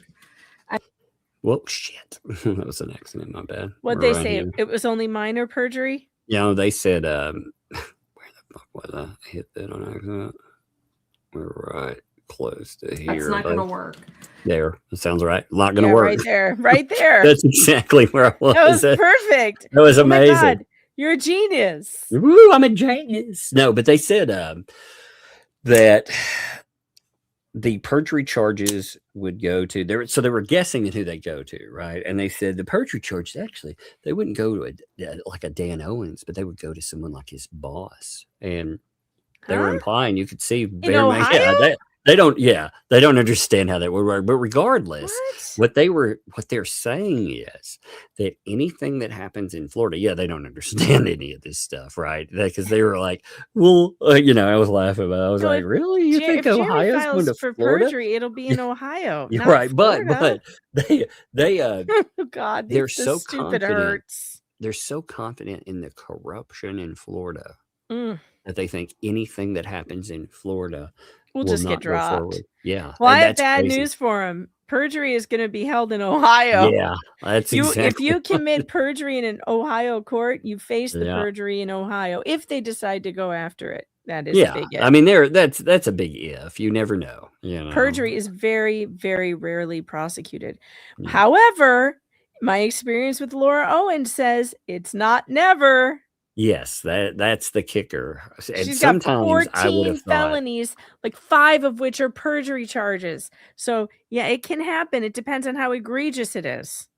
Well, there's also with the Hale's case, after we have a judge removed and you know stuff like that, those are things that don't happen. So seeing that, I never will bet against. You know? Yeah, that's true. That's true. I mean, we have seen things happen in this case that don't normally happen. So, yeah. Don't bet against Jeremy. That's not a good bet either. So, you know, we don't know what'll happen. Perjury is usually a long shot, but if it does happen, it will be in Ohio, dumbasses. I just was amazed when I saw that. I was like, what? You think who's going to go over that again? Oh, that's so funny. And it's going to go to Dan Owen. So then to confirm what you said, he does ask about actively participating with Fleesa in raising money. And he says no. What? Well, wait. His answer, he contradicts himself. He goes from no to I donated a little bit and I collected money for Lynette and Crook for their bankruptcy. But you literally just said 2 seconds ago, no, you didn't participate in fundraising, raising money. Right. When Two Fleas did share fraud and raising part of that. They're all a part of it. And it's all on the record under oath, and it will be used. So then Eli goes on to ask Deuce, oh my goodness. I have Sean Martin. And that's what I have next. You also connected Lynette and Crook with Sean Martin, did you? No! Making liable simple. MLS. He appeared as a guest in June 5th, 2024. And we were all discussing legal action to take against Jeremy Hales. And Martin, he volunteered. Wait, so you're worried about us on our channel talking about our life, what has been done to us, discussing legalities, but then Deuce admits under oath, on the record, He went on a full panel talking about what illegal action could be taken against myself and George with making libel simple. But wait, don't worry, guys. It's okay for him to do that and to talk on YouTube about it. That's fine. But we can't with our own lives. You realize if we were ever found guilty for any of this, that he will be found 10 times more guilty. Felisa will be found 1,000 times more guilty. You know, this is a double-edged sword that they want to play with. Jeremy and George can't do it, but we can. It does not work that way. The law is the law. There is no ifs, ands, or buts. It's just, if it's illegal for one, it's illegal for another. So then Eli, he does, just to confirm with what Jeremy said, he does talk about how he appeared as a guest on a YouTube channel and was invited by another YouTube channel. Mind you, he's doing all this on YouTube, but we can't do it. Not allowed. Lord forbid we talk about our lives on YouTube, but he's on YouTube discussing our lives and other people's lives. It's appalling if we do it. So then he goes on to say how Shara was on the panel and they were discussing this machinated PO. He said that right in front of the judge. A machinated PO, a machinated protective order. In front of the judge. The judge that ordered it. That's smart. Amazing. That's amazing. I'm so proud of him. The I'm same so proud guy, of him. the same attorney that the judge had to remind, you should know this, you're an attorney. The same attorney who lost credibility based on the questions and the fact that he refused to show up in front of a federal judge. How do you think the judge felt about hearing those words, a machinated protective order? Yeah, probably not from great. An attorney. This is an attorney. Not for long. He's degrading the judge to her face in the courtroom. Oh, God. He's not going to be an attorney for long. At this point, he's just going on rambling, word salad, and to me, it looks like he's reading a script because I look up and I'm like, this sounds too calculated and too robotic. And I look up and it looks like he's reading a script. And then Eli tries to stop it because all he did was ask him a yes/no question. He's going on and on and on with some story, a machinated story that he created and scripted and he's reading off of. And then Eli asked him, he goes, you are aware that Sean Martin withdrew from Lynette and Crook's case, Ohio case. And he's going on and on and on. And he goes, yes or no. And Deuce is going, yeah, just as a contempt was coming from this court, it was illegal, it was machinated, it was this, and he did it on purpose, and we have legal action against him. And the judge goes, hold on! You answer the question, yes or no. Deuce gets put in his place yet again, like a whiny, crying, little, sniveling baby with beady eyes and a huge nose. Pathetic. This, I would not even call him a guy. This pathetic individual. Yes, the judge had to remind Deuce, who's an attorney, how to behave in her courtroom. Hilarious. And so Justin, their attorney, speaks up and he objects. And the judge sustains because I think he objected based on relevance. And so the judge does say sustained. So then Eli goes on saying, we could have objected to Deuce even being a witness based on relevance. He has no witness to any of the contempt things that have happened. He has nothing to do with the extension of the civil protection orders, but we wanted him on the stand. And frankly, we wanted Felisa on the stand for future litigation. Yeah. Where was she with her mountains of evidence? Why didn't she show up? She was on the witness list. Oh, we know why she didn't show up. Why didn't she show up? Just think somebody is scared of. She didn't show up because she didn't want to be asked questions. There's 100,000 little questions. She's smarter than Bruce. Yeah. I mean, honestly, I would not show up and answer those questions either if I could. Nope. You know. I mean, to be honest, I cannot think of a scenario in which any of this helps any of these people. I know. Do you think she's afraid to turn the camera? I mean, really, because they act like, here's the thing, they act like they're somehow, if this goes great for them, for Lynette and Preston, it goes great for all of them.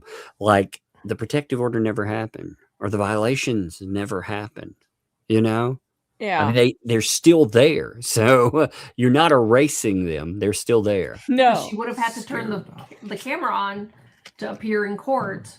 I think you're onto something, Jeremy. I think you're onto something. That's true. She would have had to turn that camera on. And then Eli goes on to say, isn't it true that Sean Martin withdrew because of your behavior?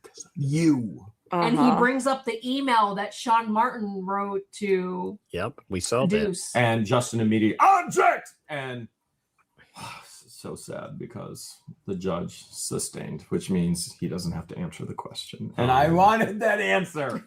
I wanted it so bad because the email was already. Yeah, I would have liked that one too. Well, we've also shared that email on this channel as well. Yep. It was right around the time that, you know who motivated me to share that email? When Volmit reached out to our attorney's partner who has nothing to do with this case. And when the attorney said to stop contacting him and his firm, and he said, "You're not the boss of me." Not my mommy. My mommy pays for my housing and all my bills, and you're not my mommy. And I'll go into Men's Warehouse and I'll put on suits and take pictures and leave the tags on so everybody thinks I have something and I am something. It's nothing. Mm-hmm. So the first Ohio attorney that represented Lynette and Crook withdrew from them, didn't want to represent them, wanted nothing to do with this case because of Deuce and his behavior, his unethical behavior as an attorney. Proving it, stating it in writing. So then Eli goes on to mention how the federal lawsuits, Fed 1 and 2, he goes, you testified earlier, you mentioned federal lawsuits, Fed 1. He goes, yes, Fed 1 and Fed 2. Which the judge, Justin, they have no idea what Fed 1 or Fed 2 is. Nobody else except for us, Eli, and Deuce know what Fed 1, Fed 2 That's is. a dumb thing too. Why he would said you use testified that and you shorthand? referred to helping in litigation. He's really something. Participation. He's and a special observing. kind of asshole, as my dad would say. Well, it sounds like they're bringing up things that, again, like they just said, we use shorthand. Everybody that keeps up with it, okay. Instead of having to repeat case numbers and stuff, we just there's so much of it. We call it Fed 1. We call it Fed 2. But to use that for an outsider, that means Florida, nothing. As Like just gibberish. Well, Eli goes, "You admitted to helping in the case," and he goes, I didn't say that. and he goes, "Well, you helped in Florida." He says, Well, sometimes just here or there. You would agree already that you said you wanted to destroy this man, Jeremy Hales. I meant legally. So we get back to destroying Jeremy Hales. Yes. You do a better job of this part. You want to continue? Not really. I want can't you be that to, whiny. So then Justin comes back. I do like Jeremy's Bruce. Cross-examination. It's funny. Then Justin gets to come back up for, I don't know exactly what the term is. It might be a rebuttal examination. But Justin comes back up and he says, "You need to turn your alarm off or it's going to keep buzzing every 5 minutes." Justin comes back up and says, "Have you threatened any physical harm to Jeremy?" It's a redirect. That's the word he was looking for. Do you mean any physical harm to come towards Jeremy Hales? No. Do you mean legally you want to destroy him? Yes. Did you write that for Lynette or for Crook? No. Okay. What's a federal lawsuit? What's this Fed 1? Well, I got involved with Lynette's protection order, and it was being used to brutalize her, and he made tens of thousands of dollars off of that. They brought up the protective order again. And then Wes, God. he hold a second, Wes replayed 2 weeks. Oh, and then He can't read his own notes. It was the deposition. They were being replayed 2 weeks ago. So much like me. Fox and Shizzy Wiznut. He used the word shizzy wiznut in the courts as if anybody knows what that even means. Oh Lord! They motivated me That's to awesome. I find cannot her. believe he said shizzy whiznut. He in said there. shizzy whiznut in the court. Oh my He God! did. It's going to Props be in to the Shizzy, by the transcript. way. Imagine the court clerk having to type that. Yeah, I wonder. Did she have to that'll stop and be like, "Can I have a spelling of that'll be of that?" amazing to see like how that comes up, and to see if And she also, gets the it court right. reporter probably thought he was talking about the Transformers, Megan Fox. How much you want to bet the court reporter's like, what does she have to do with any of this? Yeah.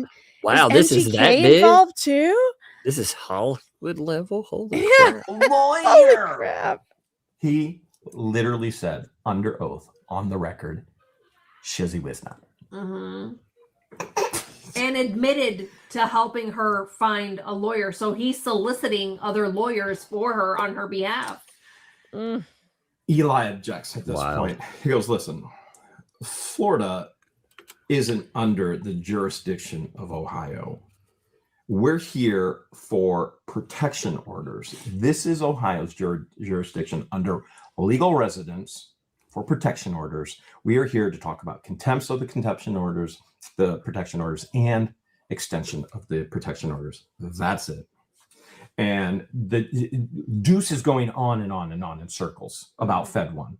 And the judge says, "All right, can you summarize this Fed 1 in 3 sentences?" And Deuce literally says to her, "Can I have 6?" And she goes, "Oh God, I'll give you 4. Now, this is where it gets interesting. Because Oh man, that's Justin the mood the goes judge in is his place. in. Deuce I love goes it. on and on about She Fed judges 1. like I parent. And it was the signs that called him a arpist. Pause and for a his second friends before I saw it, forget and this it was because it's funny.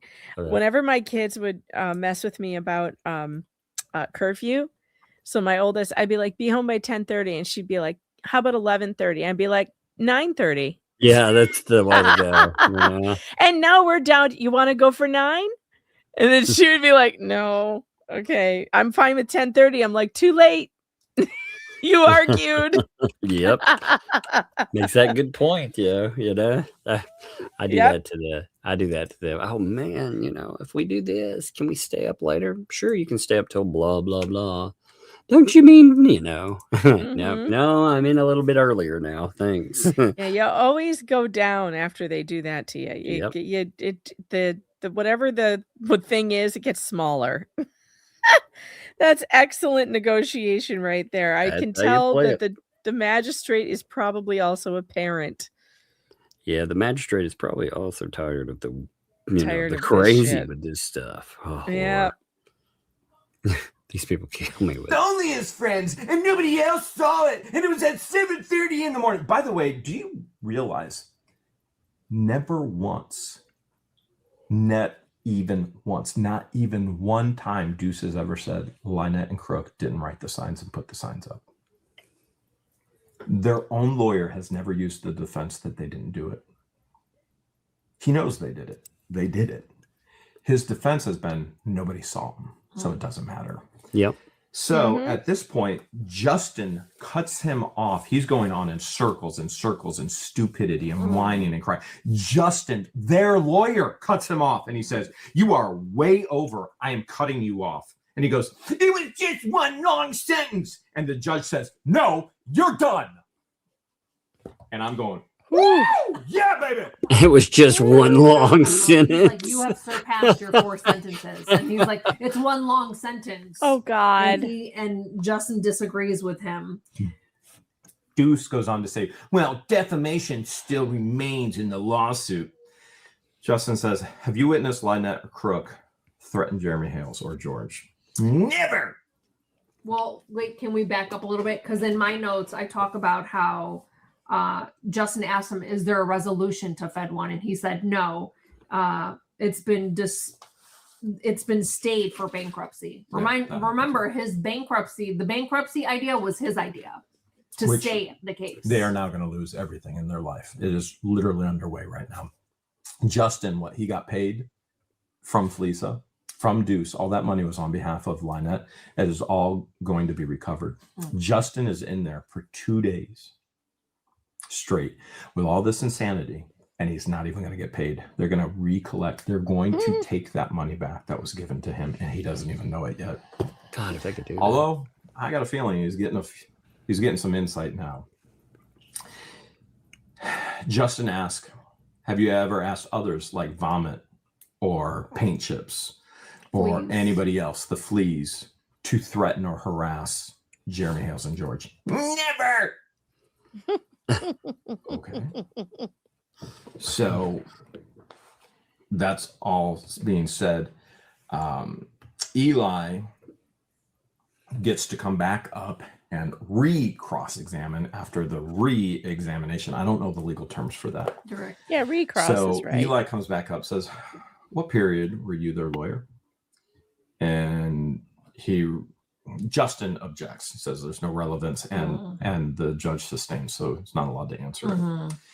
And Eli says, are you refusing to go back to Florida? Because if he does go back to Florida, arrest. And Justin objects, and then the judge sustains, meaning he didn't have to answer it. At that point, they're done with Deuce, who had already incriminated himself. He told on himself on the record under oath. He ambulance chase contacted them. He wrote a motion in Florida that he was not legally practicing in, and they utilized it. He told so much that is going to be used against him.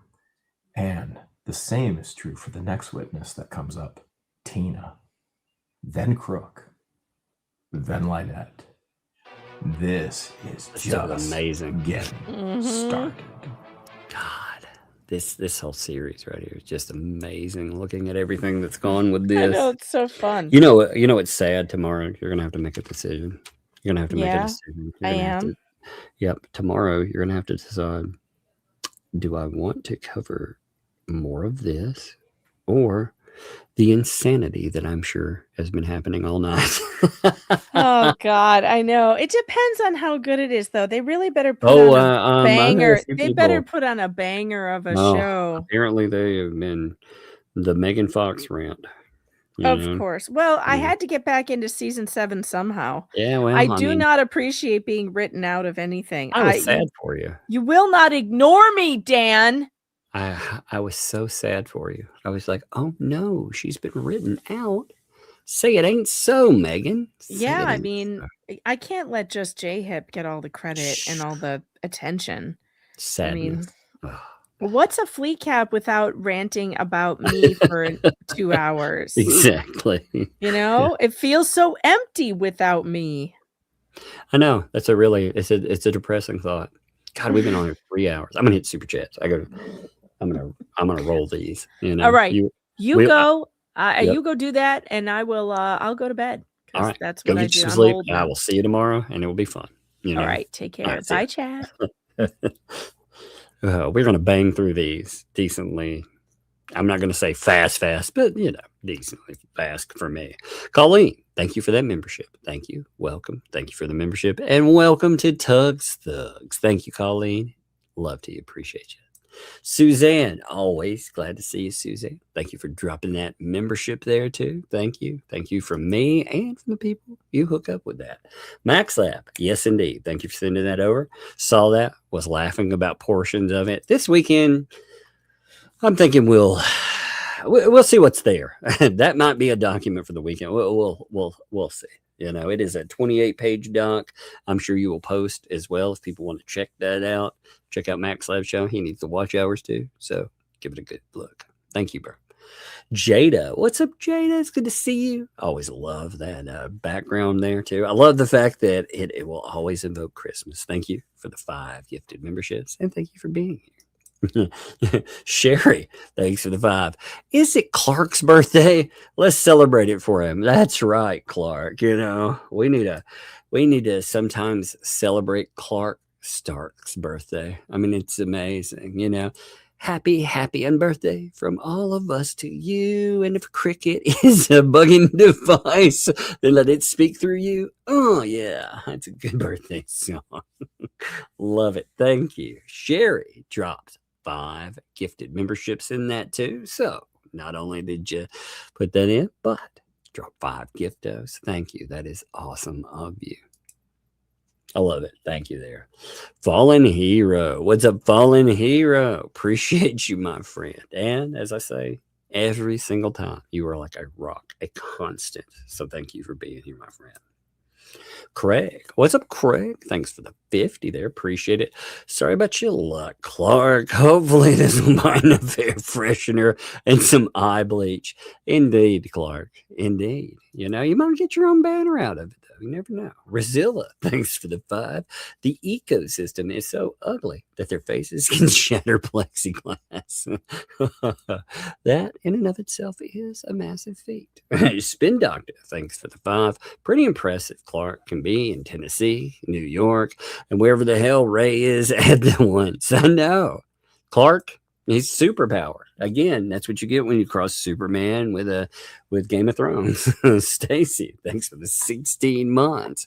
Maybe his kids took his internet away. Maybe Ray. I mean, who knows? It is weird. No, I had a Ray sighting. So he was in the chat for Stupid Dave.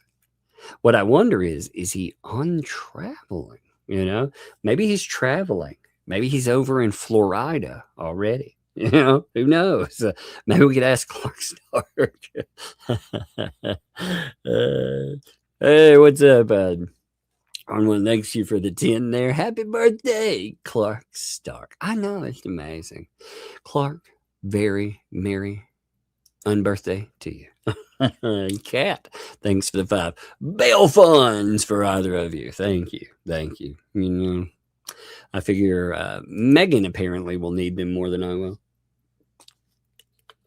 She's apparently very hated at this moment. So I'm sure we will get one heck of a show out of it. Like I said, too, tomorrow, remember this. I will be on with Rosalind Duke, 1 o'clock my time. So early in the day. So you can just pop over there and check that out.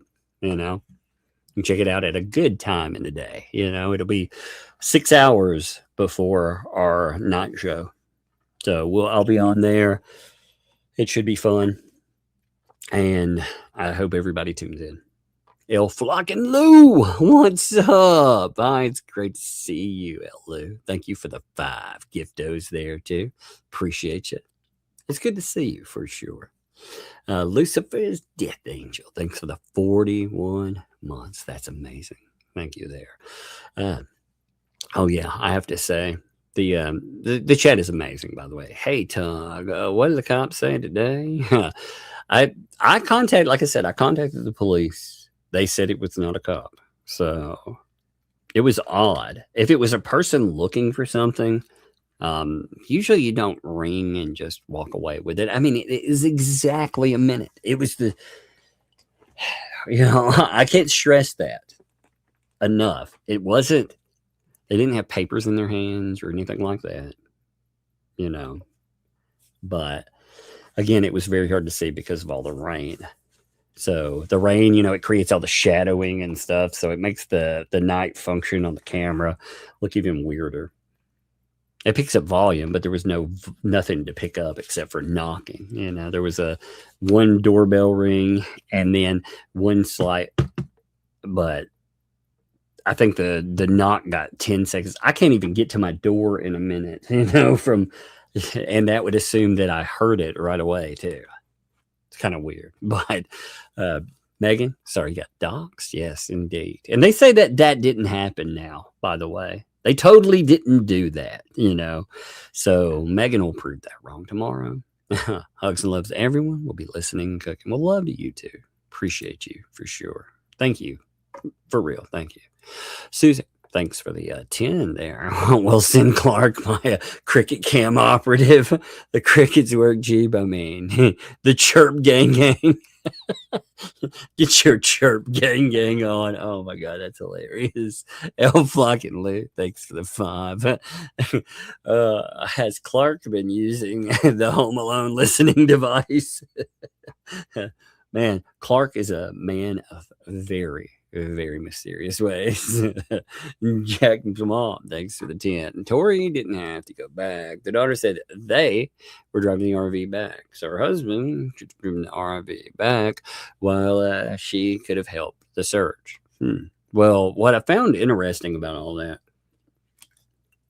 was, again, they have said, and this is not my statement, by the way, they are calling that guy, they're calling him a 19-year-old child. But when they went after Hale's kid, again, he was 19 years old. He also has needs as well.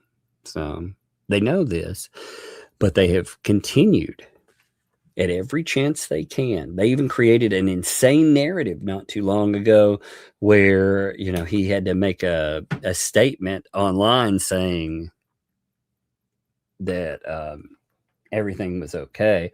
And then that allowed them, to promote this idea and to go in and make comments on it. It was insane. So isn't that weird? Wimby, thanks for the 5 months there. Thank you.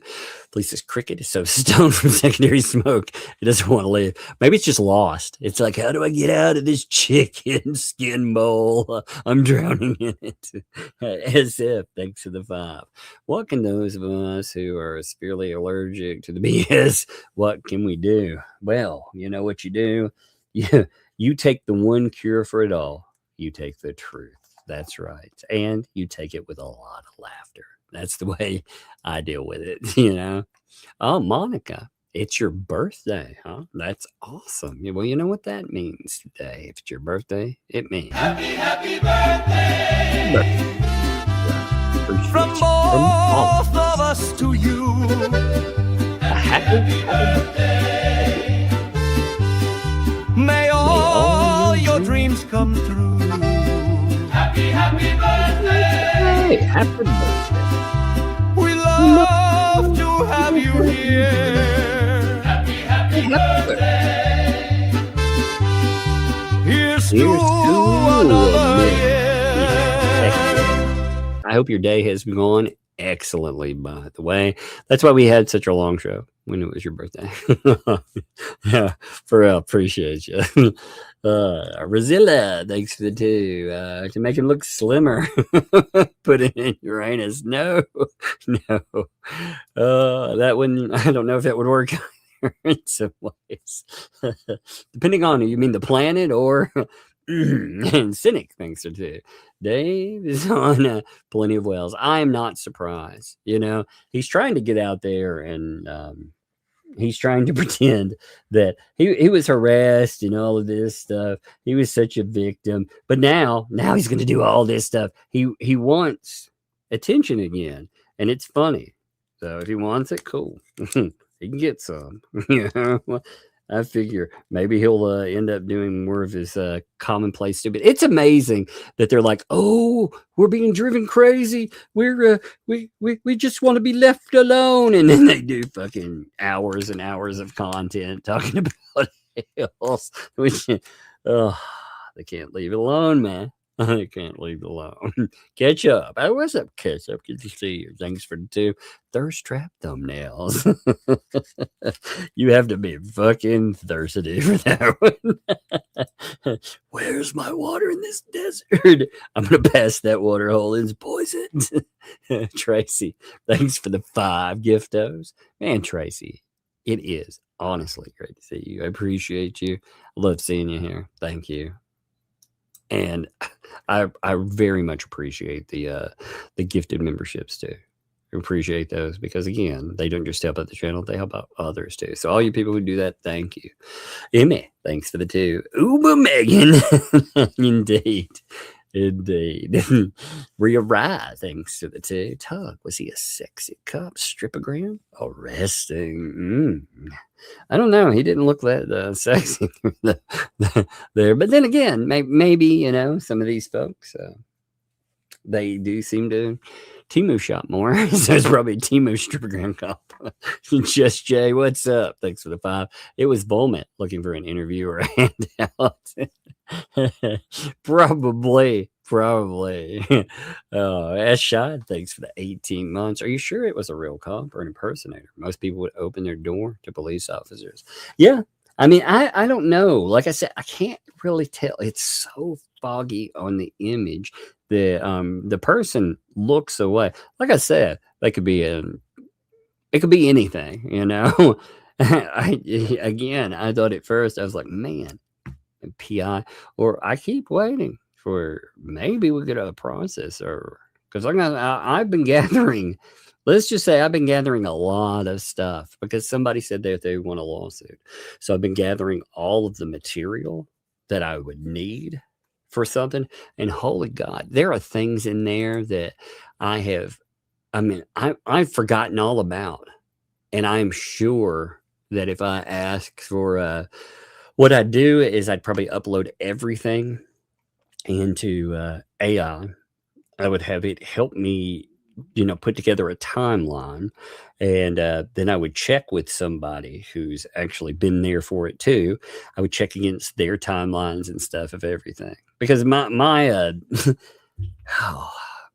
I thought, man, I've got a pretty damn ironclad anti-slap lawsuit from certain folks, let's say, but going over it, oh man, it's even stronger than that. People can't elicit your help in something and make public statements, let's say, and then pretend that they didn't. So we'll see. We'll see if that's what it is. But I don't know. It could be anything. I just thought, well, if it is, I've been kind of excitable about it all. Like for me, all of these people's normal games don't work when you don't fear the stuff that they can threaten. A lot of them will try to like financially or use lawfare to intimidate you. Well, it only works if you feel like they could actually do harm. And if you don't fear financial harm from them, because people will have your back, and you don't fear the legal threats, then you can have a good old time. Buck Naked, thanks for 5. Atlas Shrugged, who is John Galt? No, who is Clark Stark? There you go. That's amazing. Cynic, thanks for the 2. Are you sure the guy on camera isn't only me's PI? See, I'd wondered that. Or like I said, a process server or anything. But they only knocked for 1 minute, though. 1 minute. So, not very committed to the cause. Cynic in Chief, thanks for the 67 months, man. That is wild, brother. Thank you. The big 6'7" guy. Get a countertop. Come on. Yes, baby. Hey. I always have this little thing. Let me see. You remember this? Yeah, it's a drumstick. Mm-hmm. Yeah, but I use it as a microphone because we don't have drums. All right, that's true. Well, it's an electric drumstick. It goes if we put the batteries in it, it'll do that. Yeah, make noise. So you can use it as a microphone, though. It's a good microphone. It looks good. Yeah, it looks like a microphone. Have you checked the mouse traps? No, because it's very light. Maybe a mouse might get caught. Okay. Well, here, give me 5. We have mice. All right. Well, hey, give me 5 so I can finish up my stuff here. Okay. Love you. I used this as a microphone. I was just singing. All right. Well, you're supposed to be in bed. You. I sing a lot though. I know. Well, I know, but you're supposed to be in bed. Go get in your bed, okay? You can take your microphone with you, okay? Yeah, you can check the mouse traps if you want to. So the big 6'7", get a countertop electric grill, Angus beef burger patties. You can make better burgers than most restaurants. Indeed. Some of the quality, and actually, it's not just that. You can make healthier burgers than most places do. Taste better and cheaper. I like that idea. Anthony the Warrior, thanks for the 5 months there. My issues with McDonald's is they add additives to food that's not healthy. Yeah, indeed. Like I said, I do not like McDonald's myself at all. But when you know, when you ask a little one if they get to pick, if they pick out something like that, you know, it was for if it's your day out, that's your day out. I was like, you know, I was like, man, I should have picked the place, but oh well. You know, sometimes if you do. Tree God, thanks for the 2 there. Mug 5 guy till 12th order online code. What does that mean? 5 guys? Oh, okay, I see. The 5 guys till the 12th order online code FG after party. It threw me for 5 guys. You know, we don't have a 5 guys here. I'd have to drive all the way to Murfreesboro, which is like a 45-minute drive just to go to 5 guys, which is funny. You know, K-Met, thanks for the 5 there. Seeing ads at 5 guys having birthday sale. Buy one, get one free through March 12th. Yes, baby. No mouse. All right, no mouse. Yeah. You know, we caught another one today, right? We caught one right under your bed. Yeah, I did see it. Yeah, I know. I got rid of it, but yeah, you caught. And we caught one in the playroom one day. Yeah, we caught a few. That's what I'm saying. Y'all got a nest full of them from when it got cold. Yeah, cause have to get rid of them out of there. Oh, probably have to use my Havoc. We need another sticky trap. All right. Well, hey, let me read these, and then we'll talk about putting some more stuff out. Okay. Oh, the Hind Betrayal one and the other one, you know, other the you know, the cookie trap. Yeah. Well, we'll do that. The Hind Betrayal one has nothing, and the other cookie trap has nothing on it. Okay.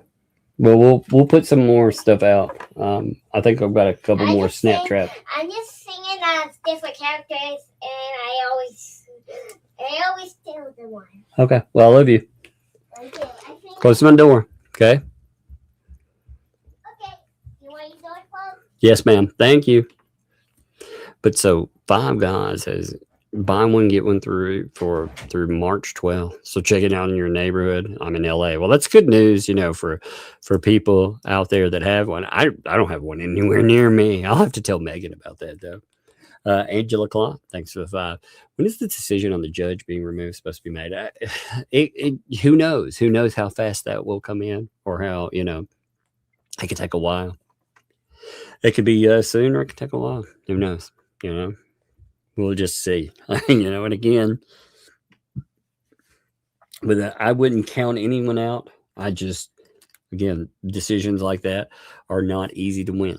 So keep that in mind as well. One of the outcomes is not just removal, but potentially having that change from with prejudice to without prejudice as well. You know, so like I said, there could be a few ways that goes too, but it could be a while. Who knows? Miss Erica, thanks for the 5. BBB did this because he thinks he's not going to be in any trouble since no one else has kept him accountable. Yeah, I feel like that with a lot of people, but it just, when you're in a lawsuit where you're looking at accountability, I don't understand how a lawyer who has lawyered up can't see how getting in a place where you're asked questions. You don't want to be asked some of these questions. Some of these questions, they're potentially devastating to your case because you're locking in answers. And some of those answers that he locked in, like he found them online. He was writing things before he was there. I mean, there's a lot of stuff that doesn't look good. So it is wild, isn't it? But thank you, Miss Erica. I do agree, too. Accountability is part of that for sure. Mama Rich. Thank you. I love that freaking avatar. That is awesome. I love it. Thanks for the 10. Thank you for everything you do. Well, thank you. And thank you for the laugh, too. I love it. That's awesome. Britt, thanks for the 36 months. 36 freaking months. Man. 3 years. That's amazing there. Thank you. Funny, the lawyer, so stupid. My head hurts. P.S. Hit that like button. That's right. Hit that like button too. Yeah, it took us a while to go through, but we didn't want to quit on you. We did not want to quit on y'all tonight. Andre, thanks for the 2. Looking forward to see what happens with BB in the Fed case. Yeah, well, I want to see what happens in the state stuff. I want to see what happens in the unlicensed practice of law mess, because that could be really devastating. That's where you have, you have the statement that is that. So you're looking at the bar getting involved. You're also looking at lawsuit.